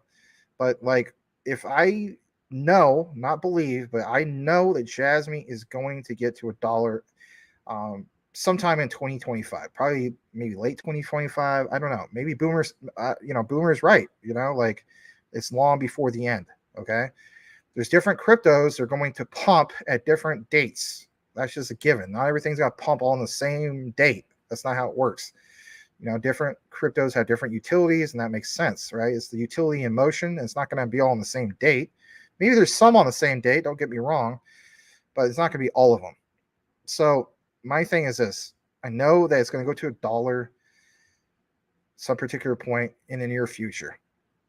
I don't want to cash out my whole bag at $1. Because the way I look at it is it's going to be worth even that much more further on down the line, especially when more people FOMO in and so on. I truly believe it's going to be worth a heck of a lot more than $1 in the future. So I have to prepare myself to have new goals. But at the same time, this doesn't just apply to Jasmine. We could say that about, some of these other ones. XDC. What's your plan in regards to XDC? Is your plan, for some of you guys, like, well, I have, like Salamander. I don't know. Is his plan $1? He has more than enough to make that happen. He's, for some of you guys, like, no, I'm holding my XDC till $10 or $20 or, higher than that. Some of that sounds bizarre. Some people just can't fathom that. You think I'm crazy when it comes to potential XDC price predictions? What about Richard Common Sense Crypto? I seen him do as high as $100. Now, keep in mind, is that going to happen in 2025? I'm going to be honest, I don't necessarily think so. I think it'll be pretty high in value. But what's wrong with taking profits in 2025 or whatever year that pops off to insane prices? Let's say we did reach $10 or something like that.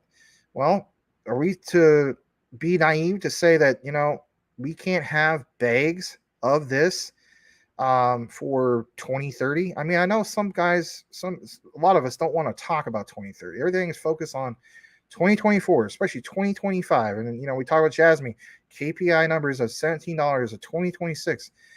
I'm also looking at it from the perspective of, am I going to just say, hey, I'm done with crypto by 2025?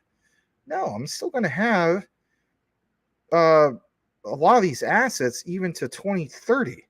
So I need to have some kind of a plan. My point is this. I have my plan. Do you have your plans? What's wrong with writing some plans? And another thing, do not dismiss this ever. You do not know when your time is up. I know people don't like me talking about this. You do not know when your time is up. Hold on a second.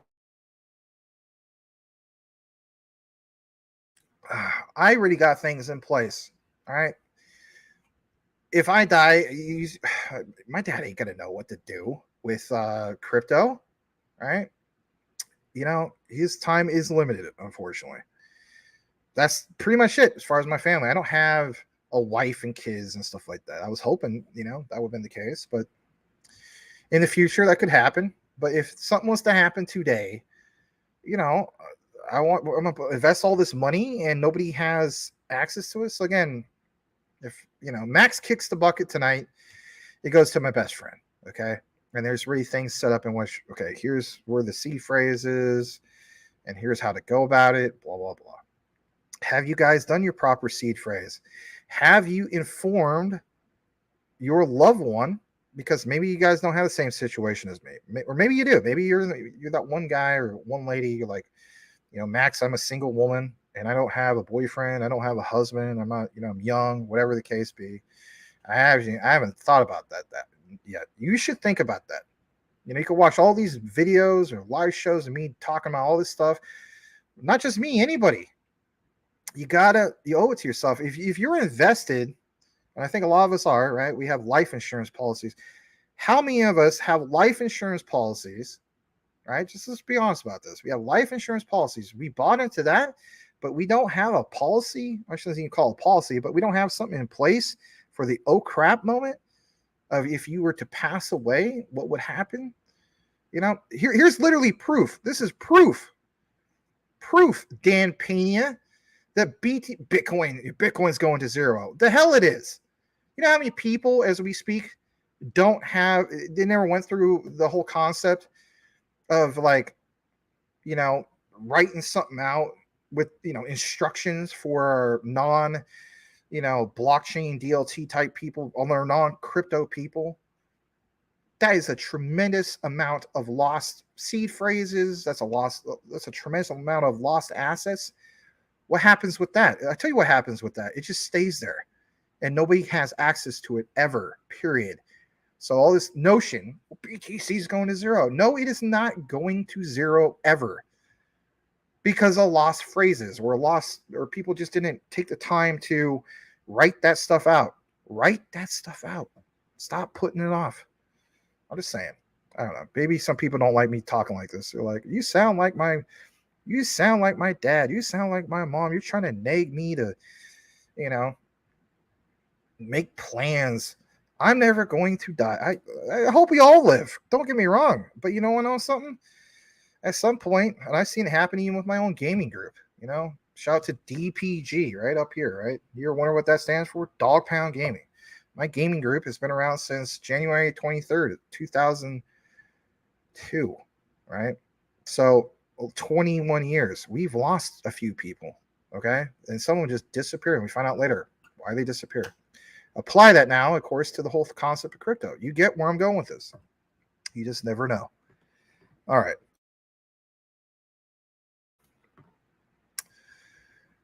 I'm going to read just a few more comments. I swear we'll get back to some other topic. Okay? All right. Corey Bibe, thanks for all you do, Max. I hope you feel better. Thank you so much. 7:28 p.m. That was a while ago. Dwight Von Tress, good info. You're loading Jasmine for sure. Loading one. Oh, okay. Hey, there's Sakurgino. Long time no see, man. You think I forgot about you?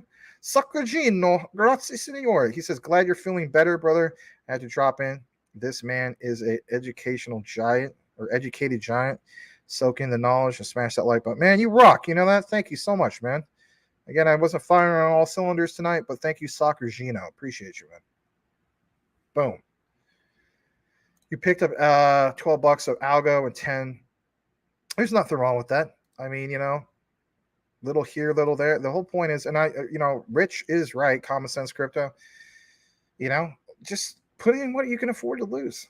Some of us can afford to do hundreds. Some of us can afford to do thousands. Some of us can only do, 5 or 10, whatever the case be. It's an entry position. Well, if that's the case, Max, you're a freaking hypocrite. You should just buy like $50 worth of cash. But that's a good point. And I'll make more of an announcement in regards to that. So it's coming. Don't worry. I'm going to be part of the Caspa army in due time, though. Algo part is the Max. Is that a tag? Is that what that is? I'll double check that in a second. All right. Shiba ate a zero, in my opinion, could eat another zero next week unless Shibarium doesn't come out. Yikes. All right. What did I say? Oh, did I say something weird? All right.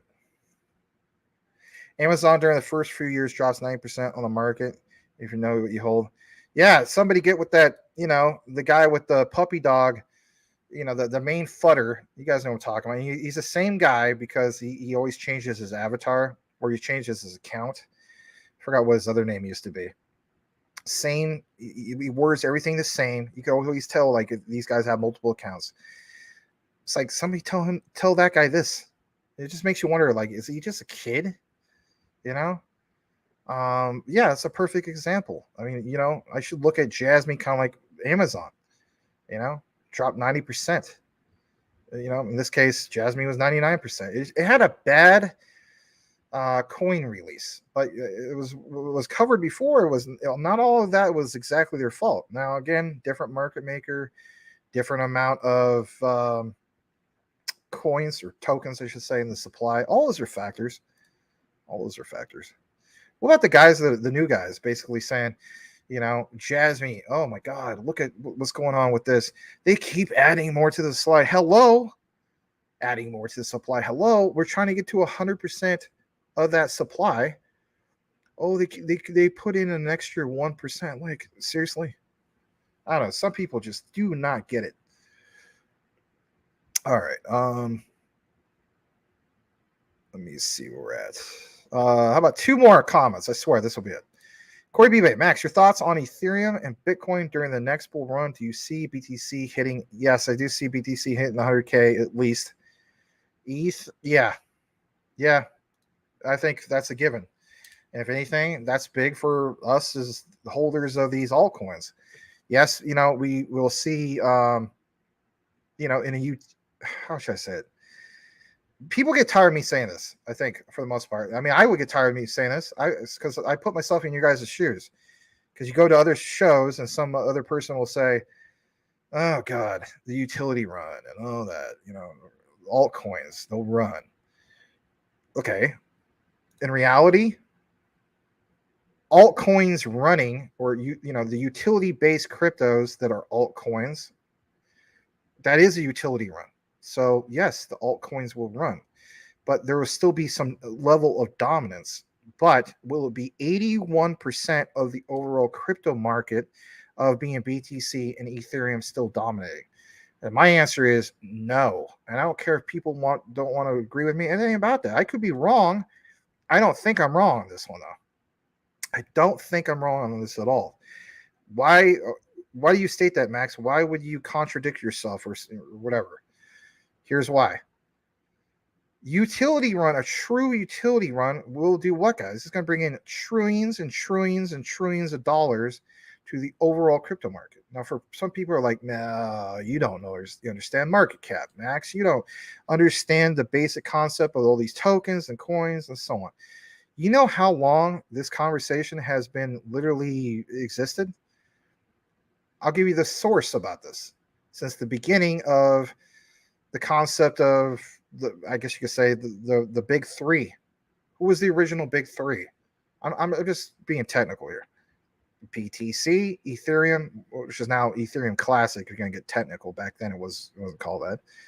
And Litecoin, right? We're talking like, God, 2013, something like that, right? Maybe give or take. But that's how I remember it. I remember those were literally, there was not a lot of cryptocurrencies, and those are the big three, okay?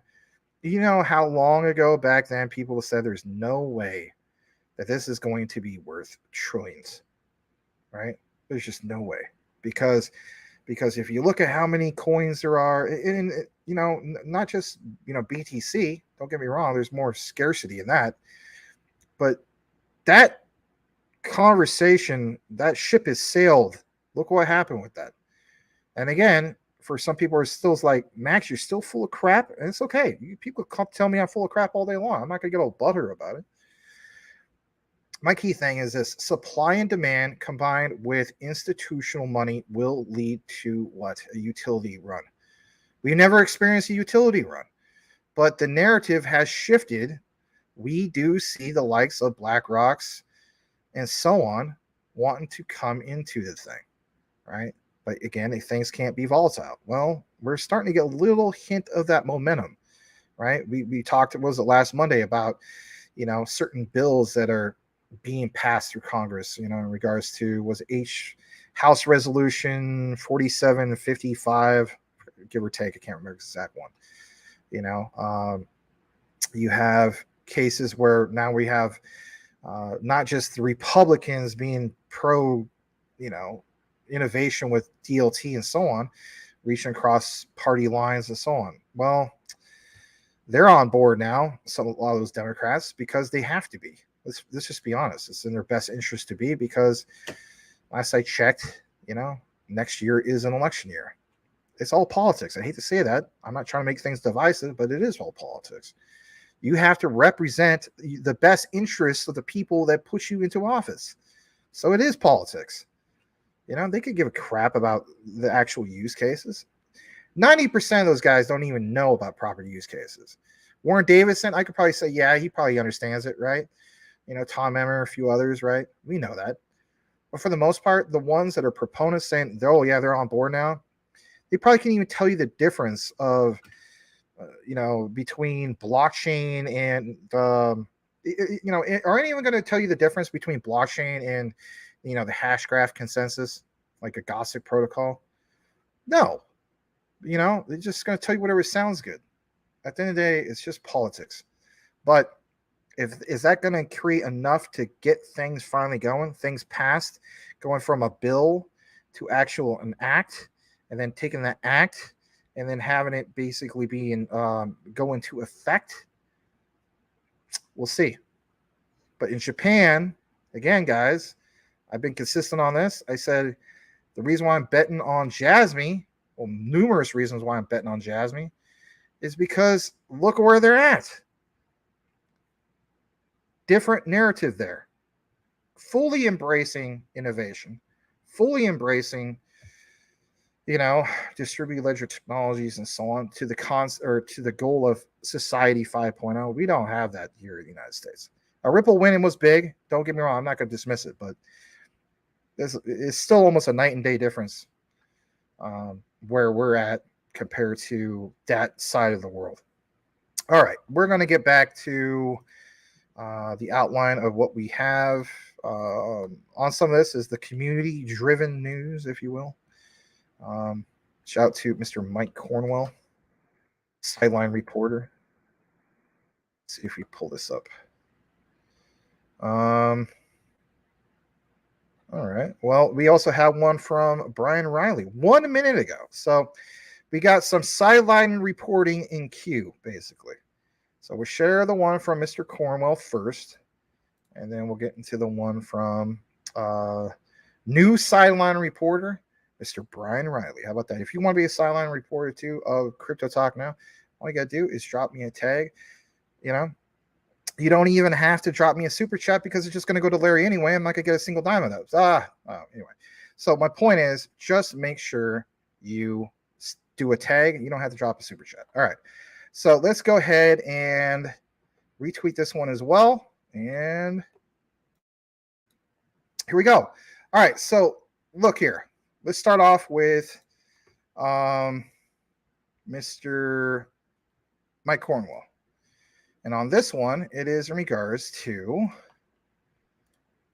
what was it, the Bank of International Settlements?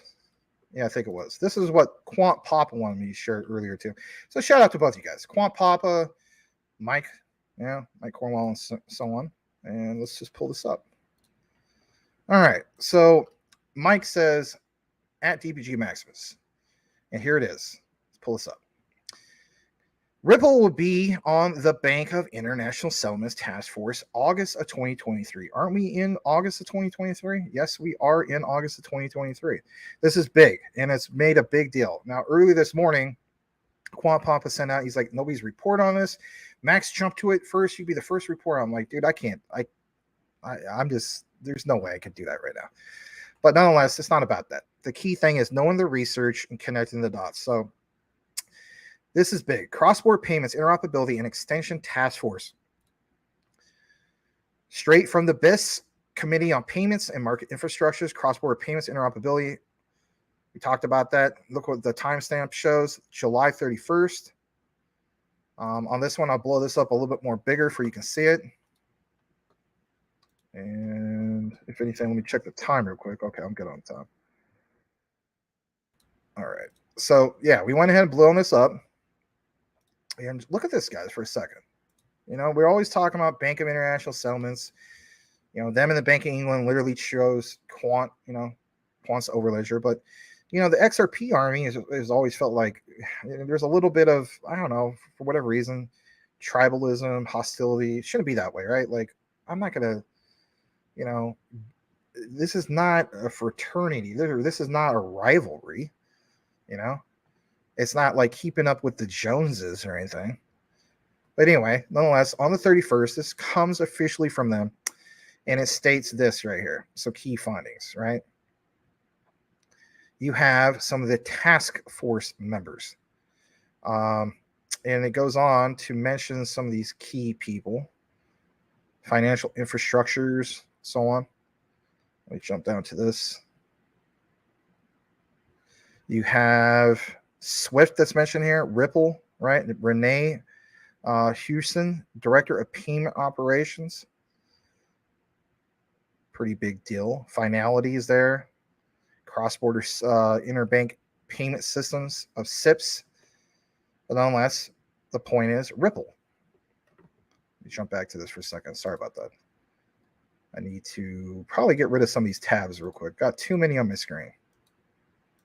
Let's just get rid of some of these. Make the flow go way easier.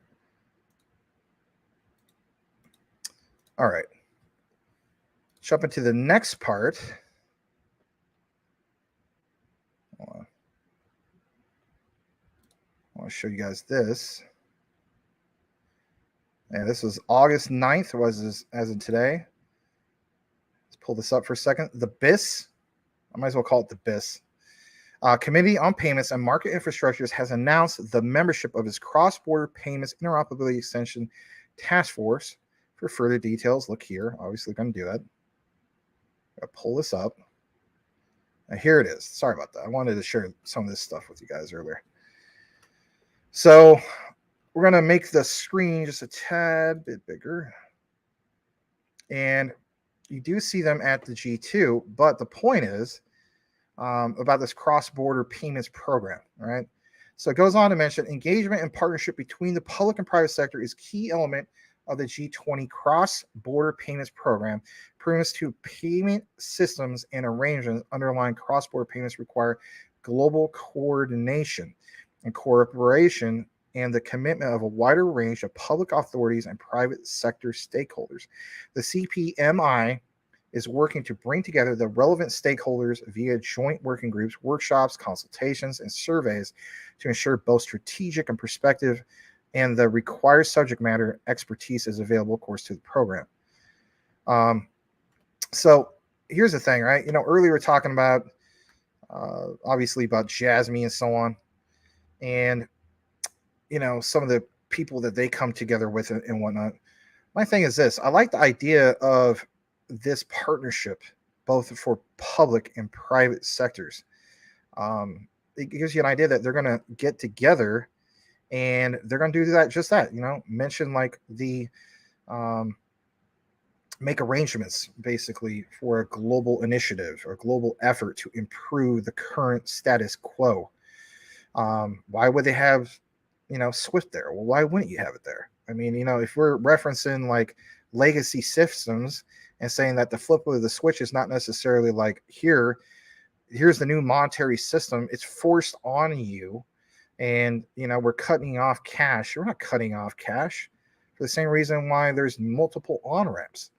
So what I'm saying is when we talk about, like even Cool Cat Crypto was talking about the concept of scalability and so on, like technically speaking, I mean, Ripple, some people give it criticism saying that, it's technically an older,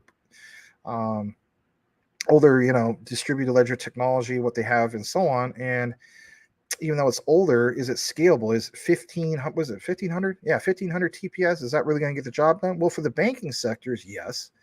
But what about when we take things to the next level, right? By 2030? Well, you better believe some of these things are definitely getting brought up. At least it is to me. And this governance and oversight of financial payment sectors, if you will, the interlinking arrangements. I think that's a big deal. I'm glad that they're getting together in regards to that. All right, and if anything, having Ripple, I guess you could say, being a part of this is a big deal. I mean, of course, there's a lot of emphasis, over a month ago in regards to, just basically quant and so on. But, I'll show you guys this again just in case you missed it or you're just tuning in. Not that one. Sorry about that. Let's get to this one. Yeah, here we go. Yeah, just in case you missed it, right? The task force members, financial infrastructures. Boom. Ripple's part of that as well. So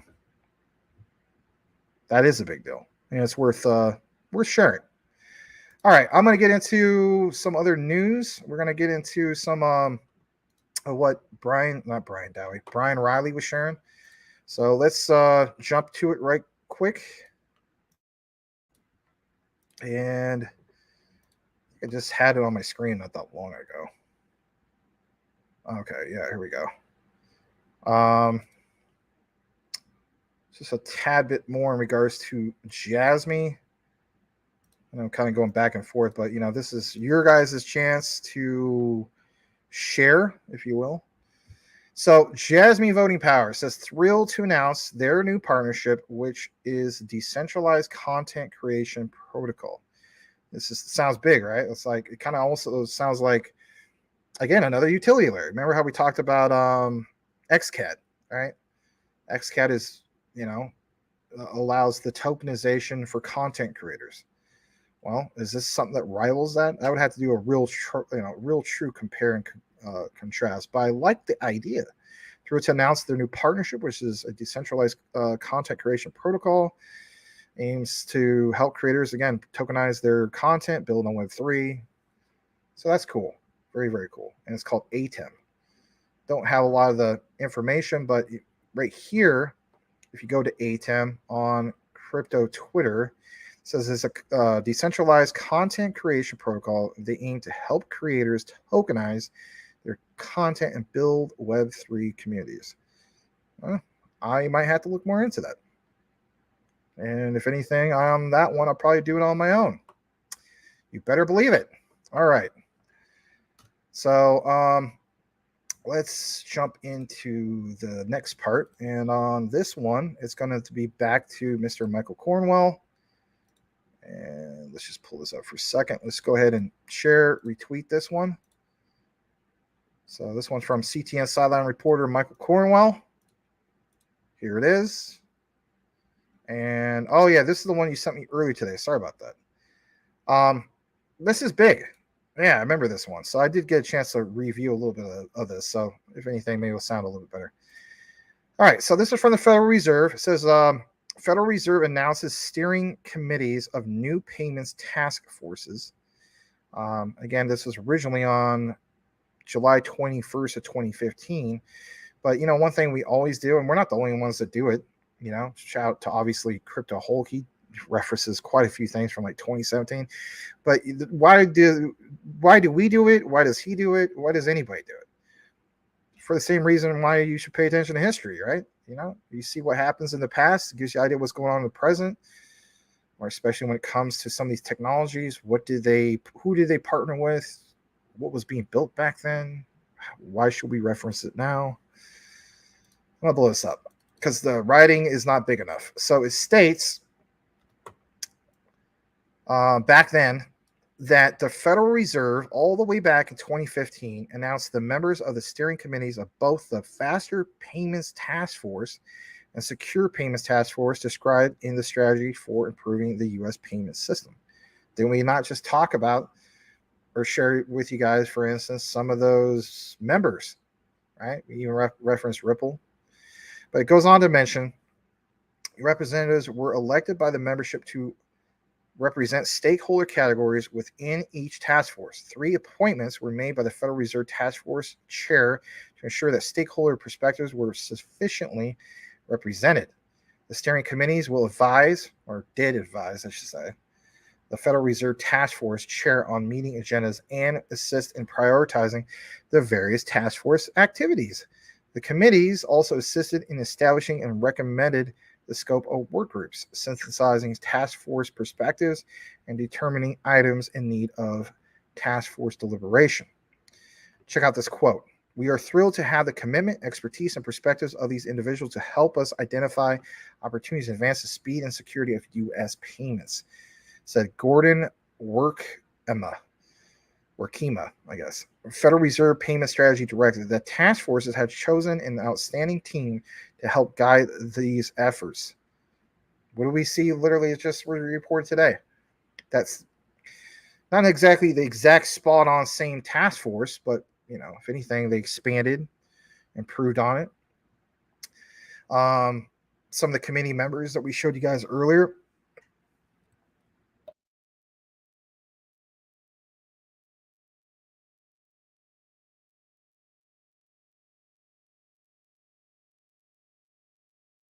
Excuse me. You do see some Wells Fargo. Hold on a second. Let me see if you can. That Ryan Zagone, Ripple Labs. I mean, say what you want. Pretty big. Secure Payments Task Force Steering Committee members. Remember earlier, MasterCard, U.S. Bank, BNY Mellon. Pretty big deal. All right. Yeah. Give you what's going on in the present, give you that blast from the past. Thank you to Mr. Michael Cornwell. All right. I'm going to go back into the comments for a brief bit. Let's see here. Blackwood states BRICS Alliance is older than most people know, since January 2009, some same month and year that Bitcoin launched. That's a good point, man. That's a good find that you got there, man. All right. GG. Back in the day, kids worked on the family farms during summer. Why, it's the way it has or has been. Oh, all right. Not to say that you sound like that, but every time somebody says, back in the day, I literally think of that one guy with he's dressed up like in a tuxedo. He looks like the Monopoly man. It's a meme. He's just like, back in my day, cod was a fish. Referring to Call of Duty. Anyway, bad joke. All right.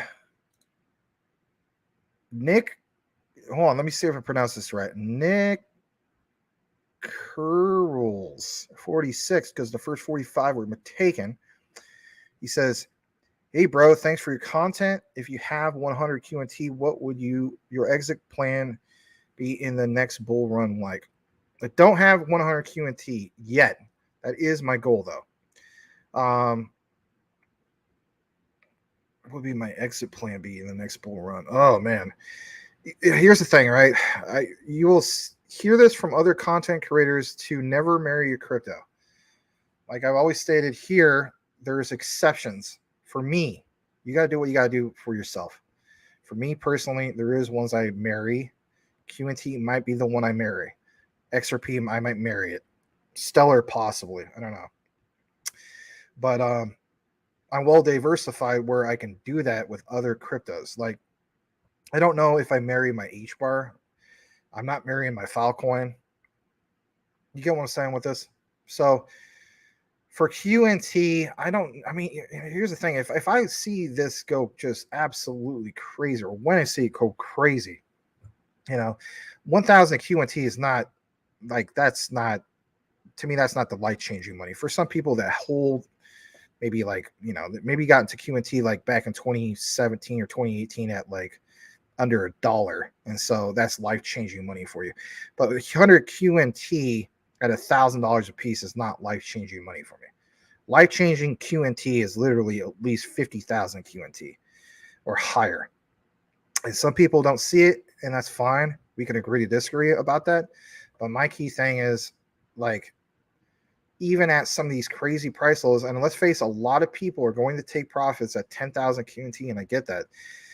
That might be one in which I'm looking at for perspective. All right, well, what kind of interest I'm going to make on it and so on. Am I going to be naive to think that, by then, maybe like the likes of KuCoin, like, as you guys saw recently, like, you ever seen the notification on your phone? All right, we've getting the notification for a while is that, you gotta, you can't do spot trading and so on, but literally it's like all services for the United States. If you live in the United States or come from a US IP, you can't use the KuCoin services. Well, they have like really lucrative, attractive staking and so on. So my thing is, I know that QNT is gonna be worth a hell of a lot of money in the future, especially by 2025. And I'm not just cool with just selling it all for cash, and especially if cash is worth 20% less than what it currently is right now. You know what I mean? So,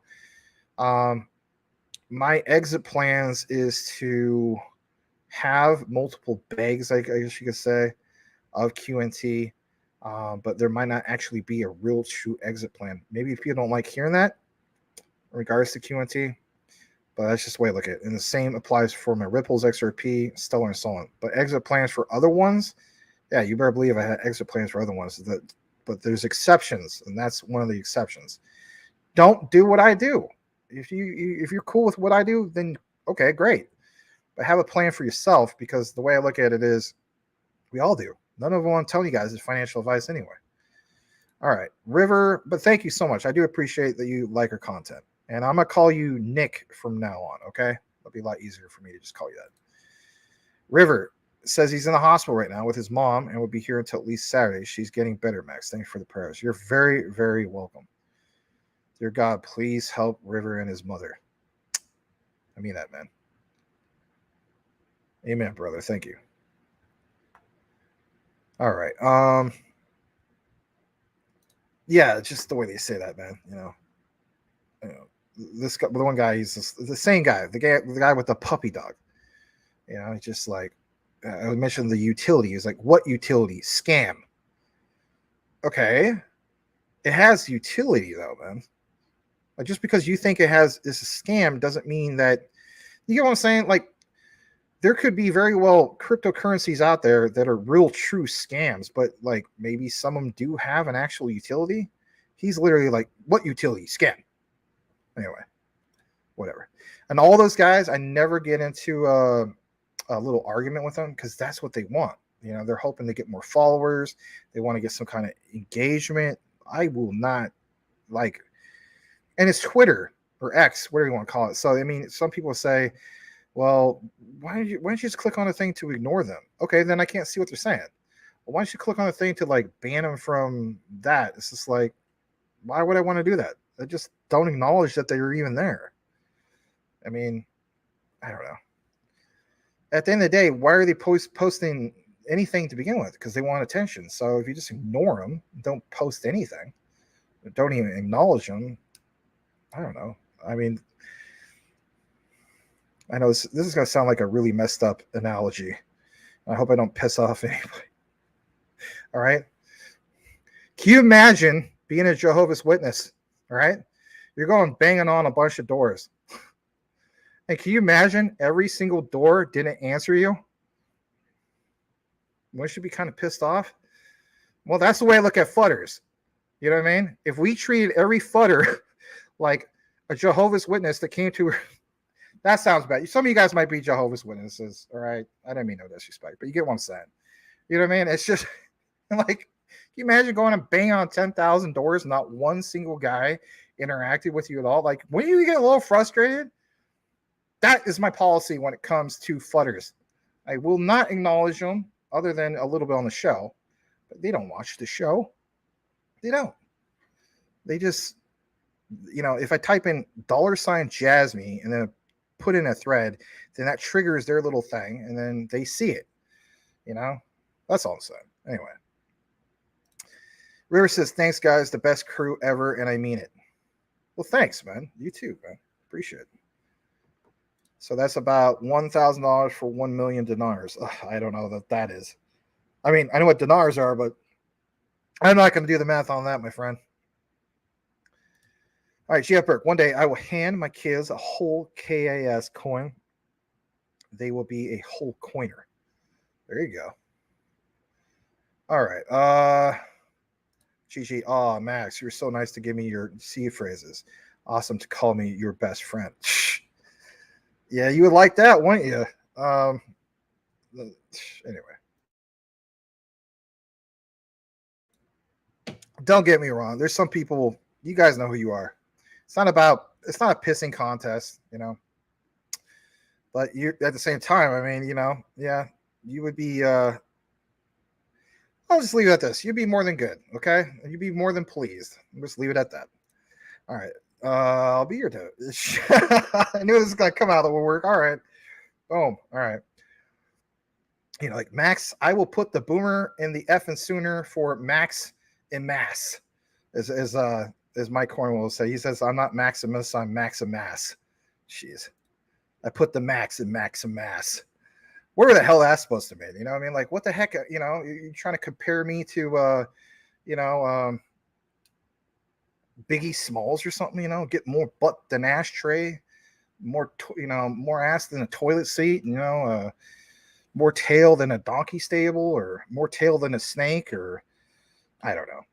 More ass than an astronaut. I already said that one anyway. Damn pain of the truth. He knows his stuff. Yeah. Yeah. Anyway, just because he's wealthy, right? Anyway.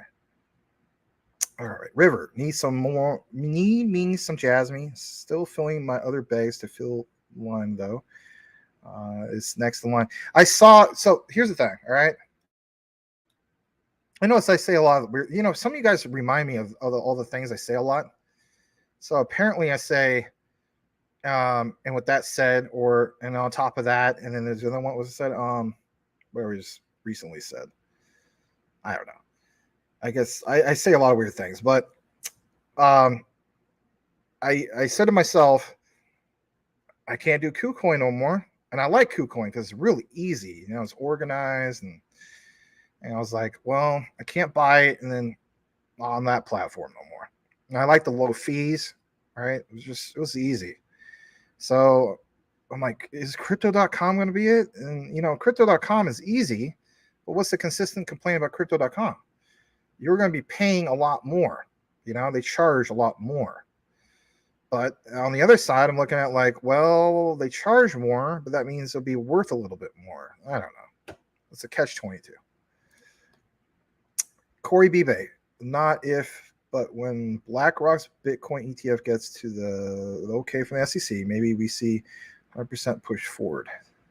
All right, we're going to read just a couple more comments, kicking into the next part of what we have. Cash Cat says, Jasmine going to be bullish in Q4, lockup announcement incoming. At some point, I don't want you guys to think it's literally, it's going to be next month or something, but yeah, I mean, they have AMAs, as you guys know. Some of those AMAs are on Discord. Some of them are on Twitter Spaces, combination of both. Usually on Discord, right? Well, it's like, is he just going to like kick the can down the road all the time? Oh, yeah, he is. Max, he's horror. He does that. Well, he kind of does it. But like, that's going to get brought up. Dip Metaverse, I imagine, would bring that up. Somebody's going to bring it up. Why don't you bring it up, Max? You got to keep in mind, I follow Hara, but I mean, he doesn't necessarily follow me back. I mean, there's some people that are going to definitely bring that up, right? Like, we talked about 2-Bit earlier. 2-Bit covers Luna Classic. Do I need to be covering Luna Classic every day? No, I don't need to be covering it every day. There's other people that do a better job and stuff like that. So my point is, it's going to get brought up, but I don't think it's going to be like, we're locking up 25% in one day or something. No. Could be wrong. I just don't think that's going to happen. But either way, though, the start of the lockup at the end of the year is big. And then another lockup, or that progression towards the Bitcoin halving of April 2024 is big. And just having like eventually all of them locked up, well, not all of them locked up, but a good amount locked up. I mean, that's pretty darn big. All right. I think that's just about it. I did see that Brian Riley. Thank you. There's a question. I will read the question. Has anyone figured out how these financial institutions will issue a perspective on BTC? Who are the founders? Who holds all that BTC in the founder wallet? And so on and so on. Well, that's pretty deep, man. I don't know about that one. I'll be honest. That's a good question. Um, you know who would probably know that? I don't know if you watch his show, GG. I mean, it probably because he has a lot of people watch his show. So here I am endorsing somebody else to get super chat. Um, Lewis Jackson, Crypto Lulu.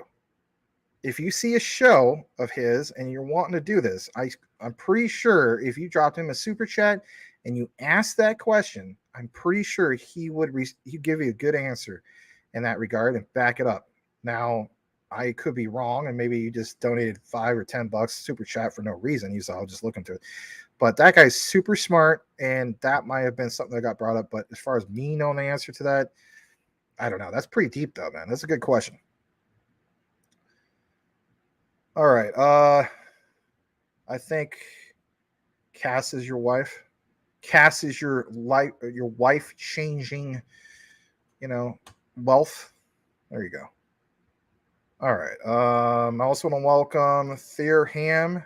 You missed it, yes, but you can always watch up you go back and watch the replay, or you can watch the chopped up version. There will always be a chopped up version in an official video. All right, GG Max. If QNT is that high in the four figures, there will probably be staking and lending. That's the way I look at it, my friend, and that's why I say there's certain ones I'll be married to. Yes, much prayers for River for sure, man. Dear Lord Jesus, please bless him and his family, heal him. Even my dad, I mean, he's not eating a lot, he's not drinking a lot. He's in so much. He was up at the table all the time for many, many months, and he never got to really rest. And now he's finally being able to rest, but he's not eating much. But he's not. I used to think, like I even told Mike Cornwall, I don't really tell you guys a lot of stuff because some of the stuff is just personal. It makes me feel bad, and it's another thing that's been a really effect. It's hard to be gung ho, like, oh, let's get on here and talk about all this stuff, and then you feel like your loved one is slipping away. I don't feel like. I used to feel like, oh man, I don't know, man. Maybe my dad is like dying, and it sucks to have that feeling because it gets in your stomach, and then it just takes the sap out of you, and then you just hate. Anybody who can relate to this knows what I'm talking about, and it's a yucky, horrible feeling, and then in some cases, like maybe you don't eat, and so on. So I had that yucky, horrible feeling. And I prayed about it. And I said, God, you're going to have to help me with this and help my dad and so on.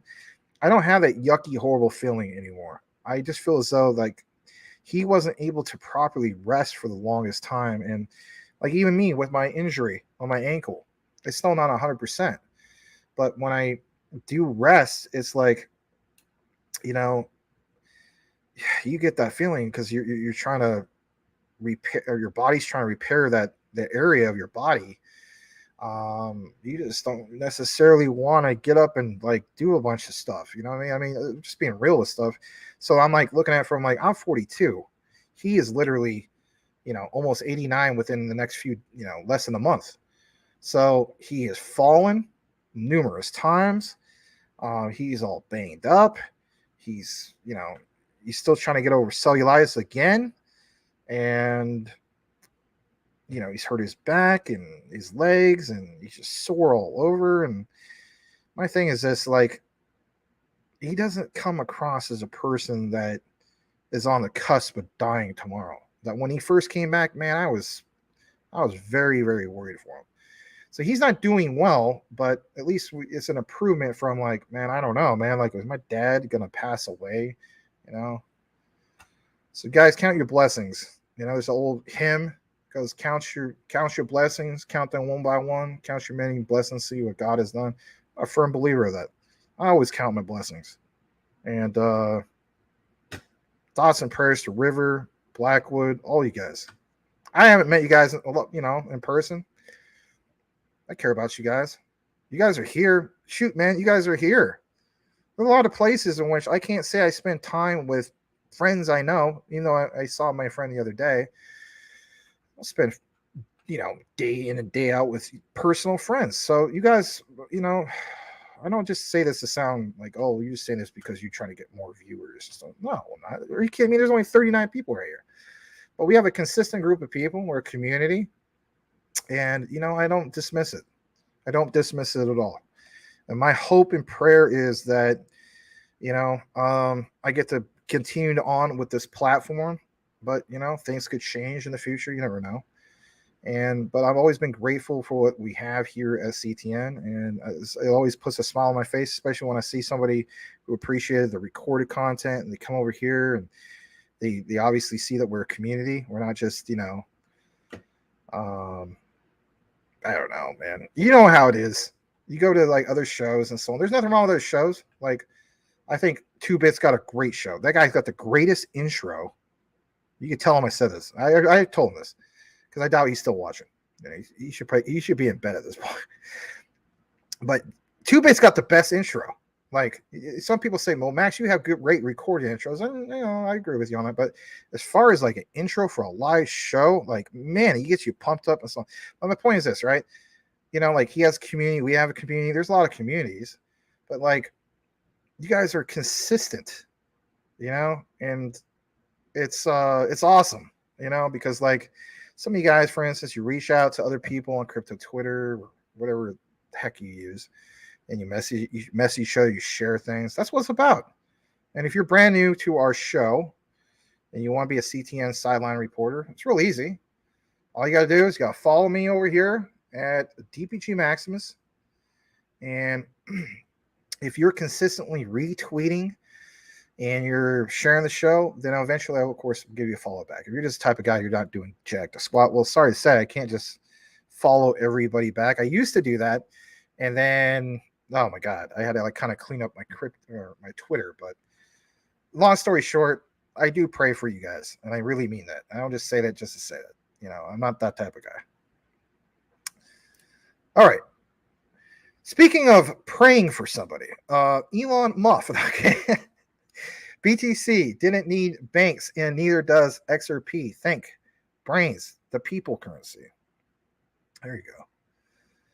All right, we'll read just like a couple more, and then we'll see what we got. The giants of financial institutions will earn an unbelievable amount of money by participating in tax profits, fees for the ETFs. Not to mention, they will earn through BTC mining. That's a good point. All right. What else? Elon Musk says SEC wins this appeal, then institutions have to buy XRP on exchanges. We as XRP holders will win anyway. That is a great perspective. It's like a win-win anyway.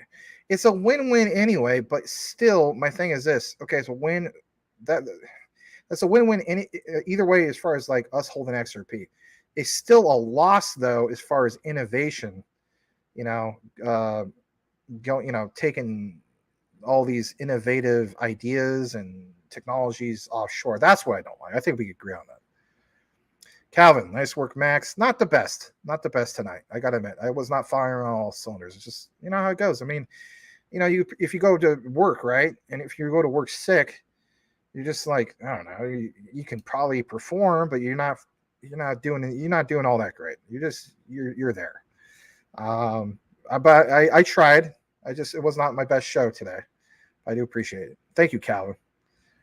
Crypto Puppet, Max, prayed for you, brother, here to smash that like. Thank you, Crypto Puppet. Appreciate that. LeGrand Commission says, I was just thinking the other day, 2Bit could use a new intro. Max, we got your back. Well, thanks, LeGrand. And I always appreciate, especially your prayers. And, when I talk about somebody prays for people, it's LeGrand. Absolutely. You deserve an ultimate merci beaucoup. I'm about to cough or something. I don't have a cold, but you go inside. There's Squidward, aka Edward Vincent with all the squids. The star of doing it big. You know what I'm talking about. Yeah, I know you. I see you, baby. Shit, never mind, I'm kidding. You're gonna go inside. I see you though. I see you. Congratulations. You're doing good, my friend. But Edward Vincent, aka Squidward, I see you. You know what I mean? I'm the tortoise right now, my friend, and you are the hare. And just know that the tortoise is the one that they write legendary stories about. I'm kidding. But I see you. Anyway. All right. XRP is unstoppable, even if the judge wants to start the trial. I know I'm reading a lot of comments, but you guys need to have it comes. Trial against Ripple for the Bitcoin halving April, May 2024 because the sales of XRP to institutions. All right. Edward Vincent said I had the show rolling in the back today. It was all good. Cool, man. All right. So I'm going to show, I think, maybe just one or two more things, if I'm not mistaken. It might be it. I don't know. We'll see. I want to basically give you guys a chance to share what you have, if there is anything. 23 minutes ago. Oh, my God. Mr. Michael Cornwell's got quite a bit of stuff right here. All right. Let's do this one first. This is a little bit more of that XRP for you. From sideline reporter Michael Cornwell. Max, you're not looking to the camera enough tonight. All right, well, I'll try a little bit better to do that. All right, let's talk about some Ripple XRP for a brief moment. Right? We talked a lot about Jasmine. It's not that it's enough about Jasmine. It's just that we cover other things here. No, you don't. You just cover Jasmine, Max. Don't even try to play. No, I do cover other stuff. No, you don't, Max. You don't cover anything else. I do cover other stuff. No, you don't, Max. All right. Anyway. So this is from CTN Sideline Reporter, Mr. Crypto Mike. You give him a follow over at MICHEAL Cornwell. And if you do so, let me tell you this. He'll give you the best greeting you ever had, ever. So every single person that follows him, that's a new follower, listen up. You will be greeted with a tokenized asset. It's going to be a Coney Island NFT. And it might not be worth a lot, but if you hold on to that, well, that doesn't sound good. I want to hold on to it, like physically, digitally. If you hold on to that for a while, you might see that do a 9x. That's horrible. All right, let's get back to snap back to reality. All right, let's get back to the XRP thing. All right, so this was shared from a Filipino brother, right? Shout out to Rafael Santos. This is not Rafael Santos. I'll give a shout out to Rafael Santos in the Philippines, right? XRP dominance, 2-week chart. Are we testing the green trend line? Will we bounce off trend line, or will this be considered a fake out? I don't think so. You know what I mean? And we have talked about, the concept of where we're going here. We have these pullbacks and so on. Can we agree on this? This is a good point that he's pointing out here. With a true, real Fed pause, it's not just XRP breaking out. A lot of things are going to break out, right? If anything, this just amplify the whole thing for XRP. It says, retweet/like for the 2-week close this weekend for XRP dominance chart minus all news narratives bouncing off trend line would be bullish. Now, let's show you this. And this is pretty cool. I want to go ahead and talk about this because remember, last time I was with you guys on Monday, we talked about the golden cross for XRP, right? Well, if we talk about that, why wouldn't we share some of this cool stuff, right? So I think, if anything, Mike Cornwell knows what I'm talking about when it comes to this. All right, so let's blow this up, and you're going to see some things here. And basically says XRP jumped to 0.39x in 56 days. And it shows these key areas. So basically, if you're wondering, well, that wasn't recent. Right, of course not. Right. So this was back, I believe, late 2017, early 2018.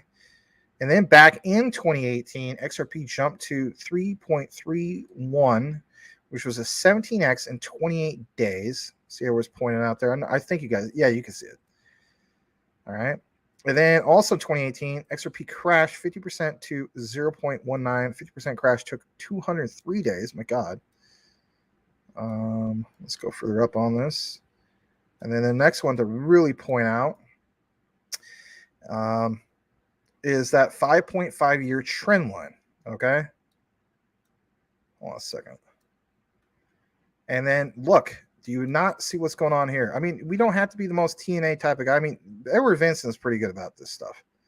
But I mean, even basics, you can see, these guys point these things out for a reason. Okay. It says broke out. Haven't been above this since the lawsuit. And that is worth pointing out. December of 2020. We are now retesting that trend line, and we will bounce. Basically, will we bounce off from here?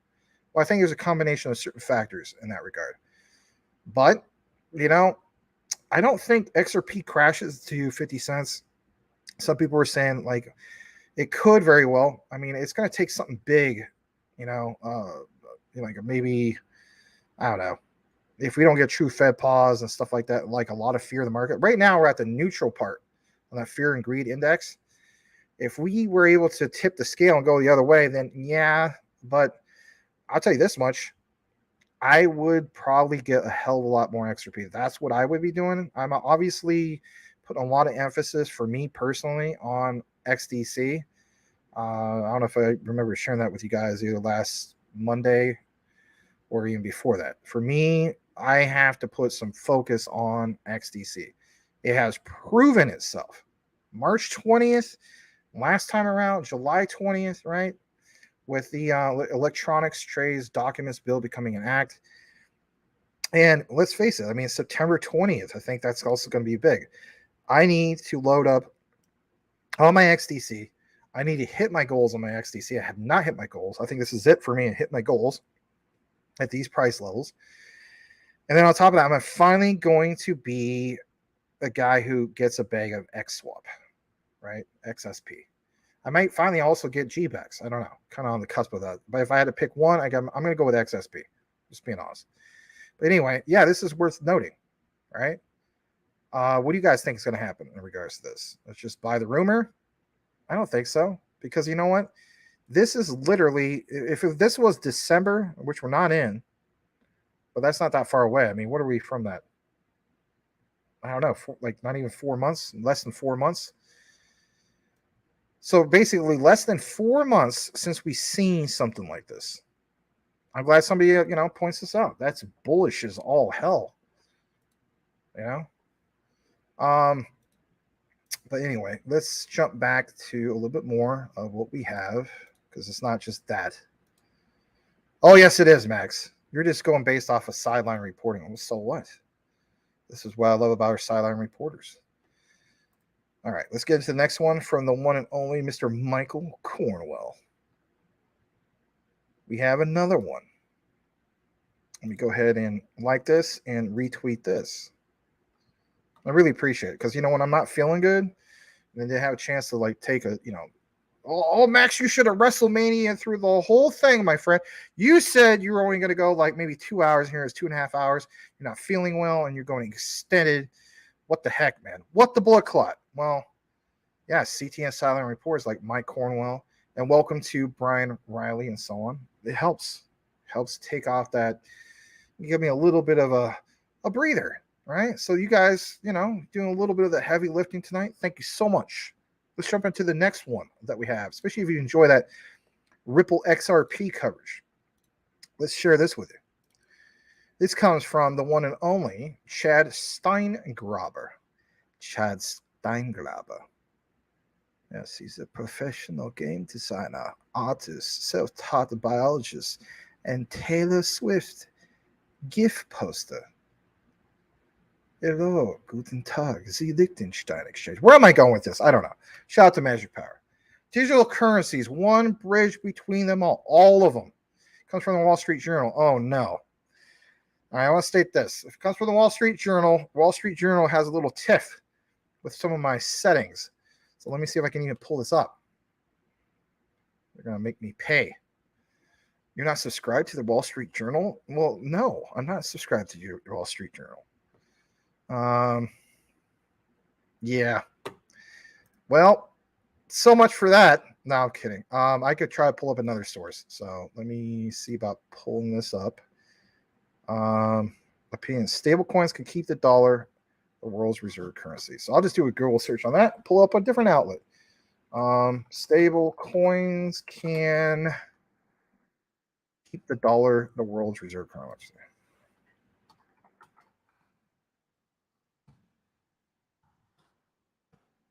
Okay. Reference from, all right, so this is from, there's another one from Barron's.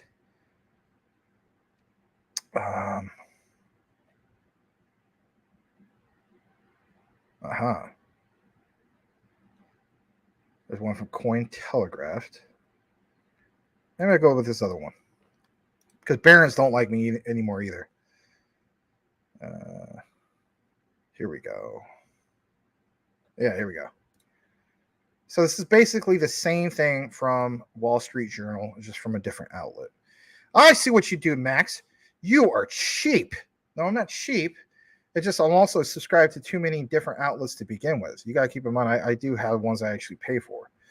And Wall Street Journal, they can, I don't know, they can blankety blanket. Not really. That sounds bad. All right. The United States has been leading the economy for a long time. We know about this in regards to U.S. dollar. All right. The status of the U.S. dollar as the world's reserve currency gives the U.S. a lot of economic power. No kidding. That's why there's so much big of a, emphasis on what's going on with the BRICS countries. So, it throws us off because we need to still be the dominant factor in the world, in my opinion. But, we still have we're still ranked number one in GDP power rankings, right? For the record, since we always talk about Japan's ranked number 3. It says it also means that USD is more likely to be stable in value than other currencies. True. However, there are also some risks associated with being the world's reserve currency. For example, if the U.S. economy were to experience a major crisis, it could have a negative impact on the global economy. Hence why people are so frustrated, you and I and so on. And we talked about this numerous times. We have talked about it recently, Maybe you guys get tired of me mentioning this. I don't know. But the concept of our dollar not being truly backed by anything, hence why we call this whole thing, the money printer, and then raising that debt ceiling and so on. I mean, they do it every year for the most part. We keep raising the debt ceiling, but the reality is it's not too good, because if there was a real true crisis, statistically speaking, that could tank or devalue the price of the dollar, what's currently worth.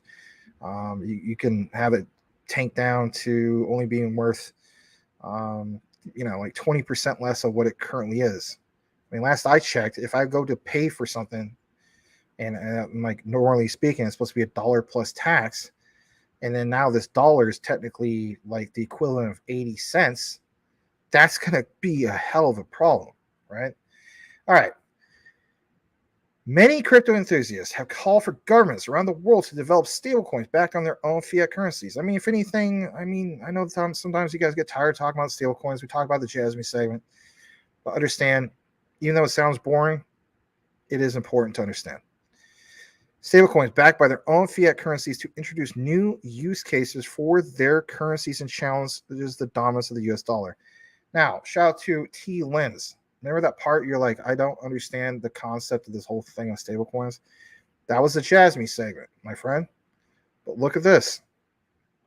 Here is the underlying factor that you may have just not got. And it's okay. This is not me being disrespectful to you. I just want you to understand. We all have, we all learn in our own time and so on. So look at this. Here it is right here. Stable coins backed by their own fiat currencies to introduce new use cases. That is the aha moment when it comes to not understanding stablecoins, because stablecoins does sound kind of boring, right? There's stable coins that are just 1-1 ratio and so on. But the concept of introducing new use cases. Now, here's an example. The U.S. dollar obviously is not a stable coin, but it was supposed to be a stable store of, that 1-1 ratio. Hence why you see stable coins pegged to the the 1-1 backed 1 USD, right? But is there really any what's the utility behind it, if you will? In Japan, when we were talking about earlier, the concept of, for instance, with a personal data locker, Jasmine being tied. I know this is a Ripple segment, but hear me out with this. You go hop on a bus, you go hop on a bullet train in Japan and so on. Okay. To have that pairing of DD, data democratization coin, with Jasmine. So for one, the utility layer is you hold the personal data locker. Okay. The reward layer is what you have with DD, data democratization coin. All right. Then to have that backed by something, notice the underlying factor here, have it being backed by something, well, a yen denominated stablecoin that's tied to DD.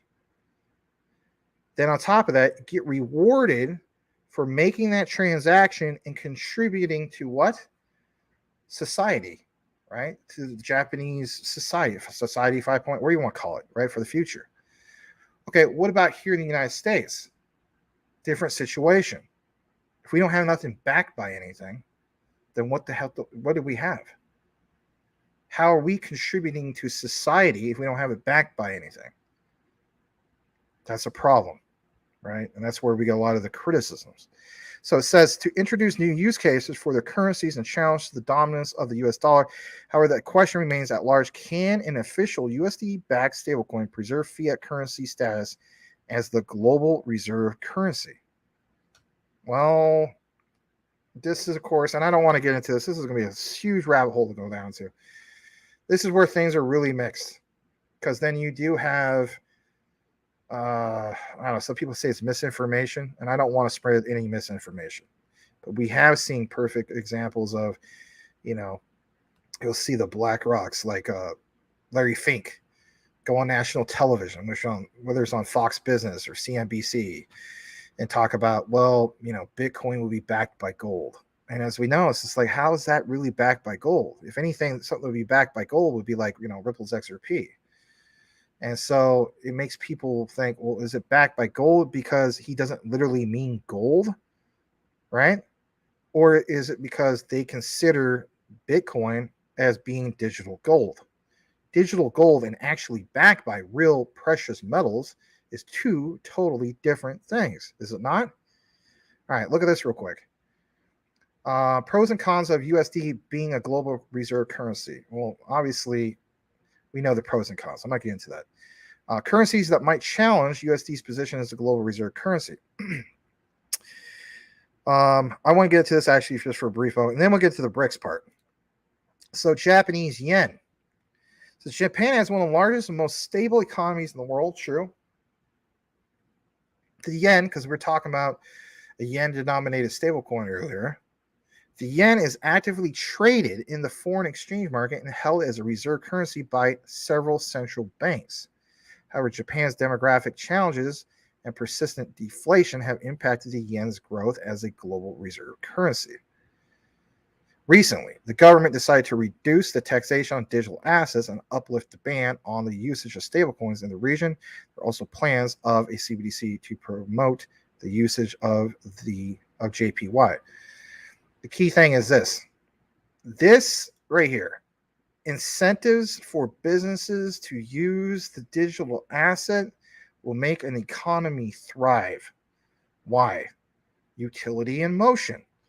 Constant utility in motion. This is why I was putting so much emphasis on what I was sharing with you guys earlier about the whole concept of a data marketplace, but not just a data marketplace that's just the same as,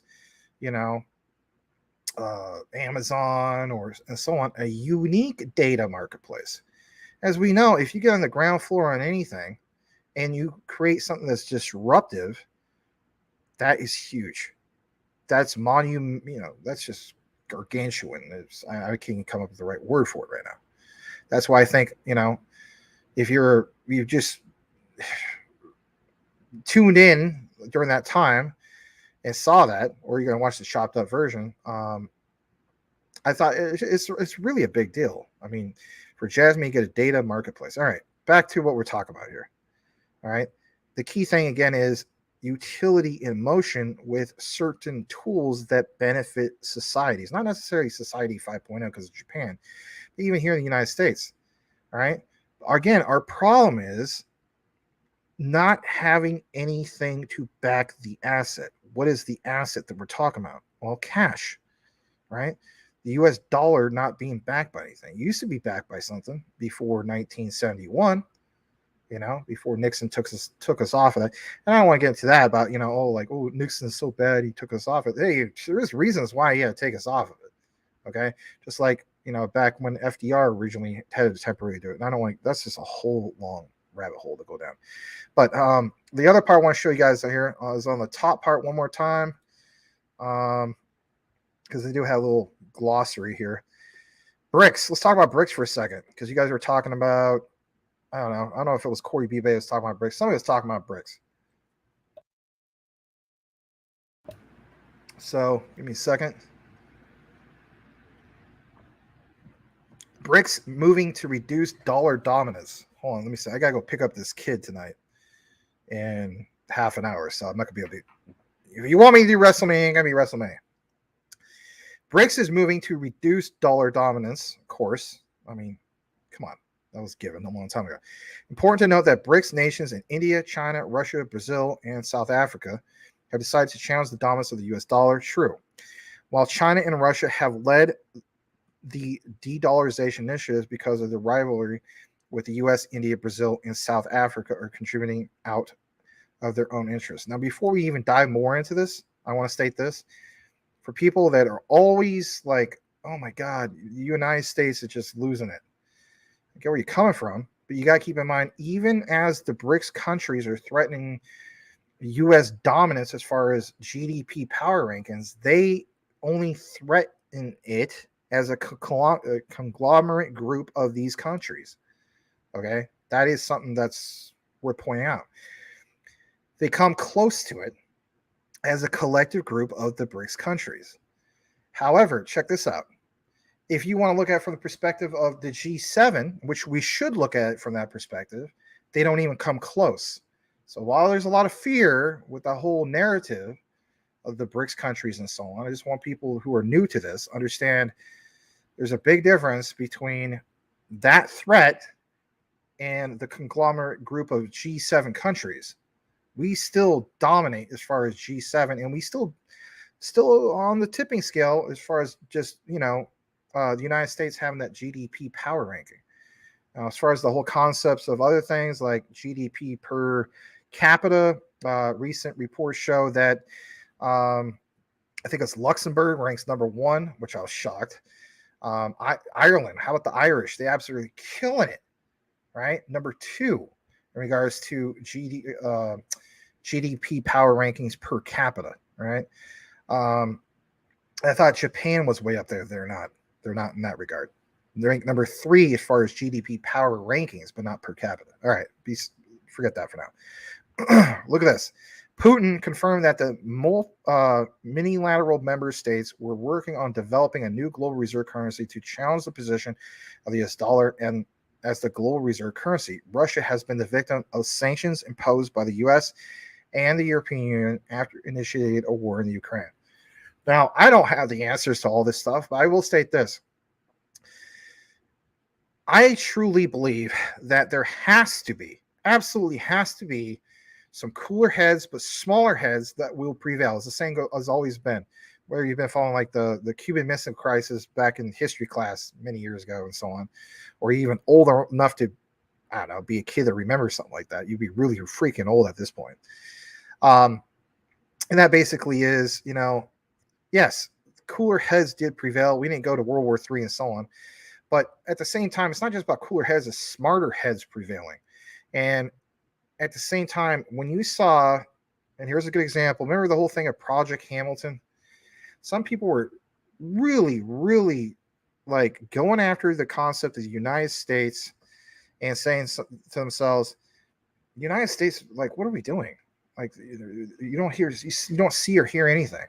And then boom, Project Hamilton was doing what? They're testing the whole concept of, I guess you could say like a CBDC, which sounds bad, with Massachusetts Institute of Technology, MIT, and also what was it, Quant Network, and there's some other bigger players in that regard. And nothing at all was mentioned other than maybe Project Rosalind, but again, that's more of the UK, and maybe was it Project Icebreaker. So all that time before all this happened, it always appeared as though like the United States, just like they're not doing anything. The point I'm trying to make to you guys is it's not that they're not doing anything; they are doing some things. Could this be a perfect example of look what's going on here. We do have smarter heads that will prevail. But what about the political side of things? I get that as well. Don't get me wrong. But here is something. Hold on, I'm getting a call. I got to take this real quick. Hold on. Give me just a second.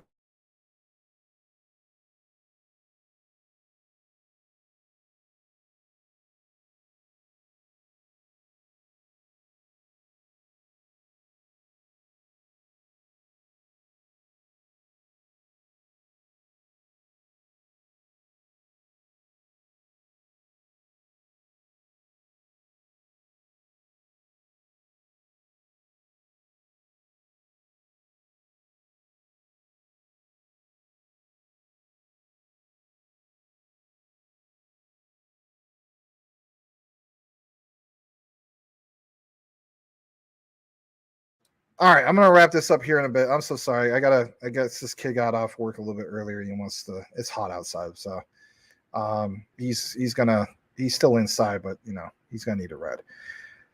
Anyway, my point is this. All right, there's other things that was tagged, and I'm sorry about that. Thank you so much, Mike Cornwell.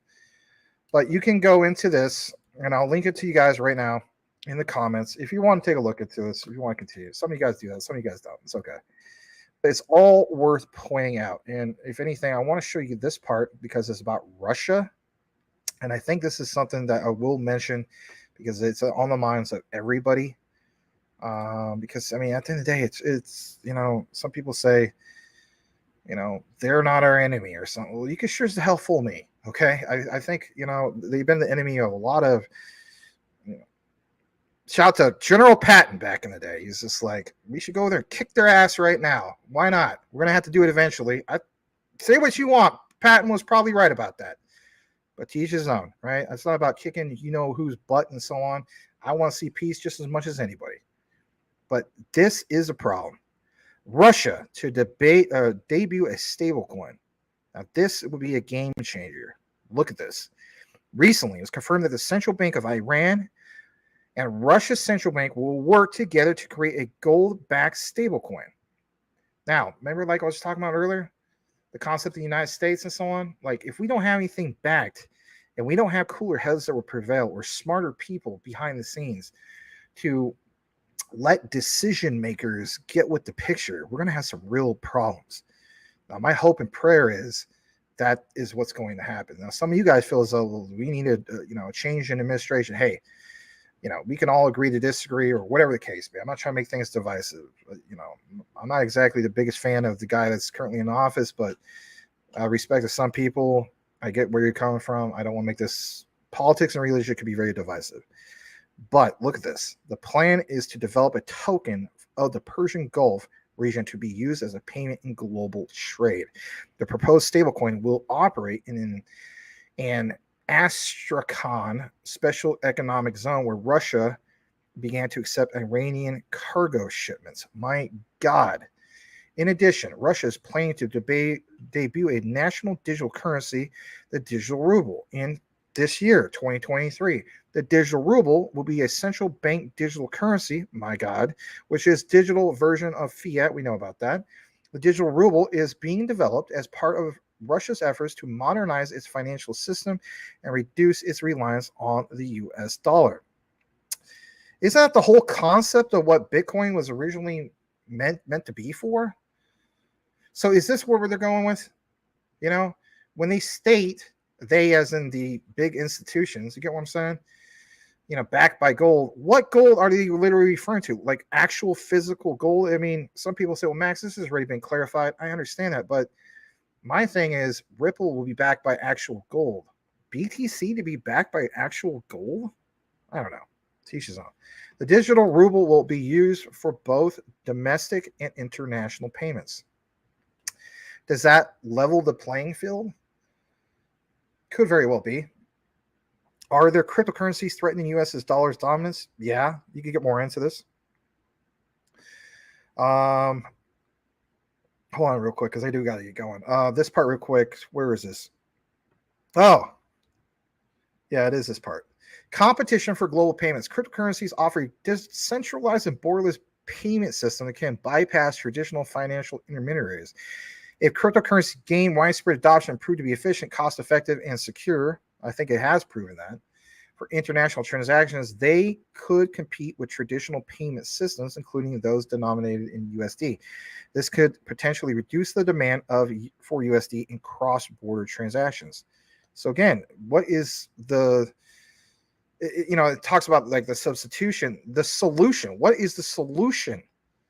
For me, the solution is to have a what? A precious metal or gold back stable coin for even here in the United States. Do we get to that? There has been no indicators to, support that thesis, if you will, that I know of. And if you guys know about it, by all means, share it. But we always pay attention to this stuff.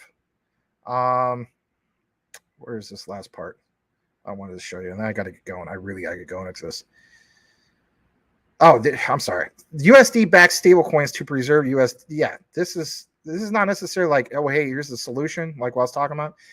But it says the emergence adoption of US dollar-backed stablecoins could potentially have both positive and negative implications in regards to our global reserve currency. Stablecoins, digital assets designed to maintain stable value by pegging their price, of course, to fiat, which are the ones that you see right there, Tether, Circle, and so on. There's positive impacts, but the main thing is nothing is mentioned about our particular solution.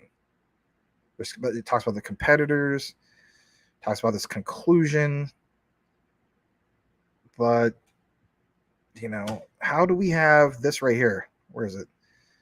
How do we solve these geopolitical challenges if we are about to lose dominance? Do you guys?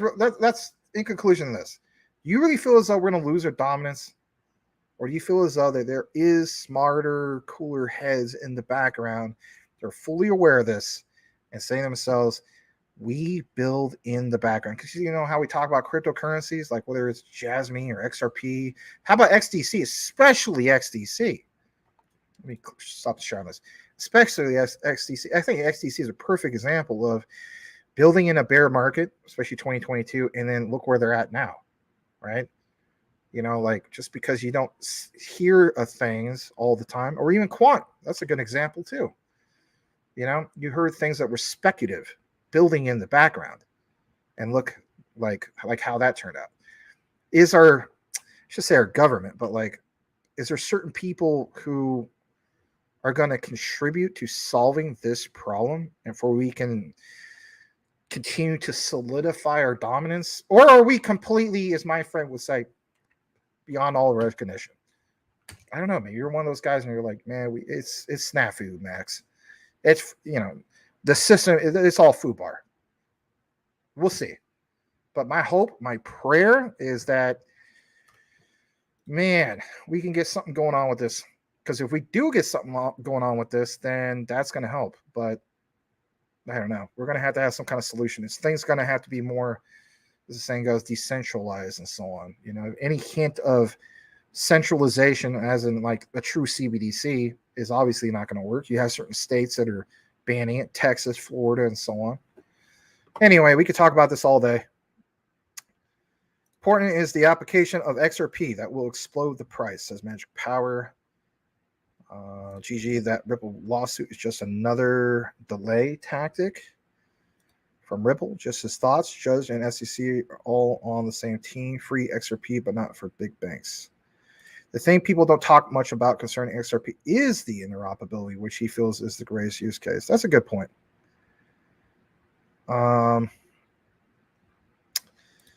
Crypto Puppet. XRP is like Bitcoin when it was like $1.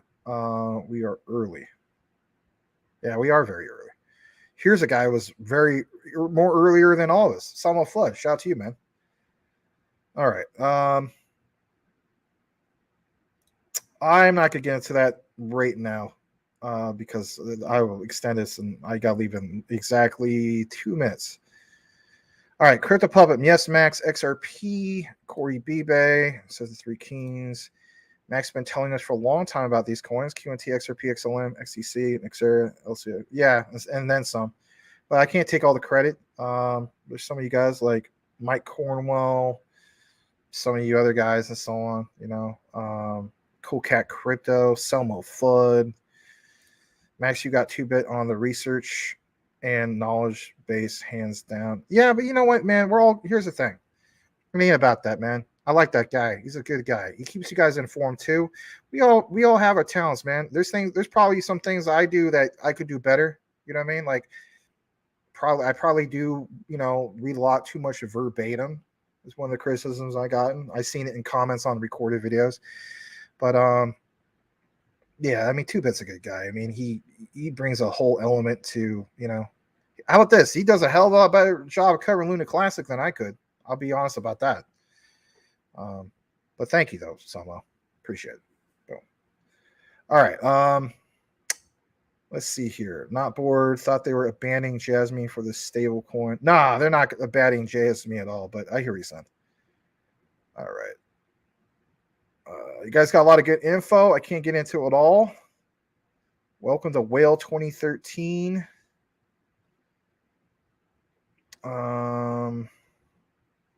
Doing great job. Constant, never-ending improvement. Stay on track, guys. Well, thanks. If I skipped over anybody's comment, I didn't mean to. It's just I have to go. This kid got off early, and it is a little hot, and the transition of locking up the place and, you know, getting a ride home. So anyway, thank you guys, and we will see you back. I'll be back tomorrow. There's no reason why I can't be back tomorrow. So it was nice being back with you guys. If for any reason I'm not back tomorrow, is because maybe somehow I did get like incredibly worse. I don't see that happening, but I'll be fine. We'll be back tomorrow, 9 p.m. Eastern, 6 p.m. Pacific. And what are the questions you're like, what do you see happening for tomorrow? I'll do a proper thing in that. If I missed any other specific things about Jasmine or Ripple or anything, I'll try to catch up on some of it tonight. I got a lot of catching up to do with a lot of things. So I do appreciate you guys. You guys are awesome. And we'll see you guys back here tomorrow. Have a great night. I'm not going to play the outro because I got to go. All right. So with that said, boil it, mash it, stick it in the stew. Great show. Sayonara, Rice Crop Consortium. And bye-bye, Blackwood and everybody else. Brittany, T. Lens, all you guys. You guys rock. All right. Over and out.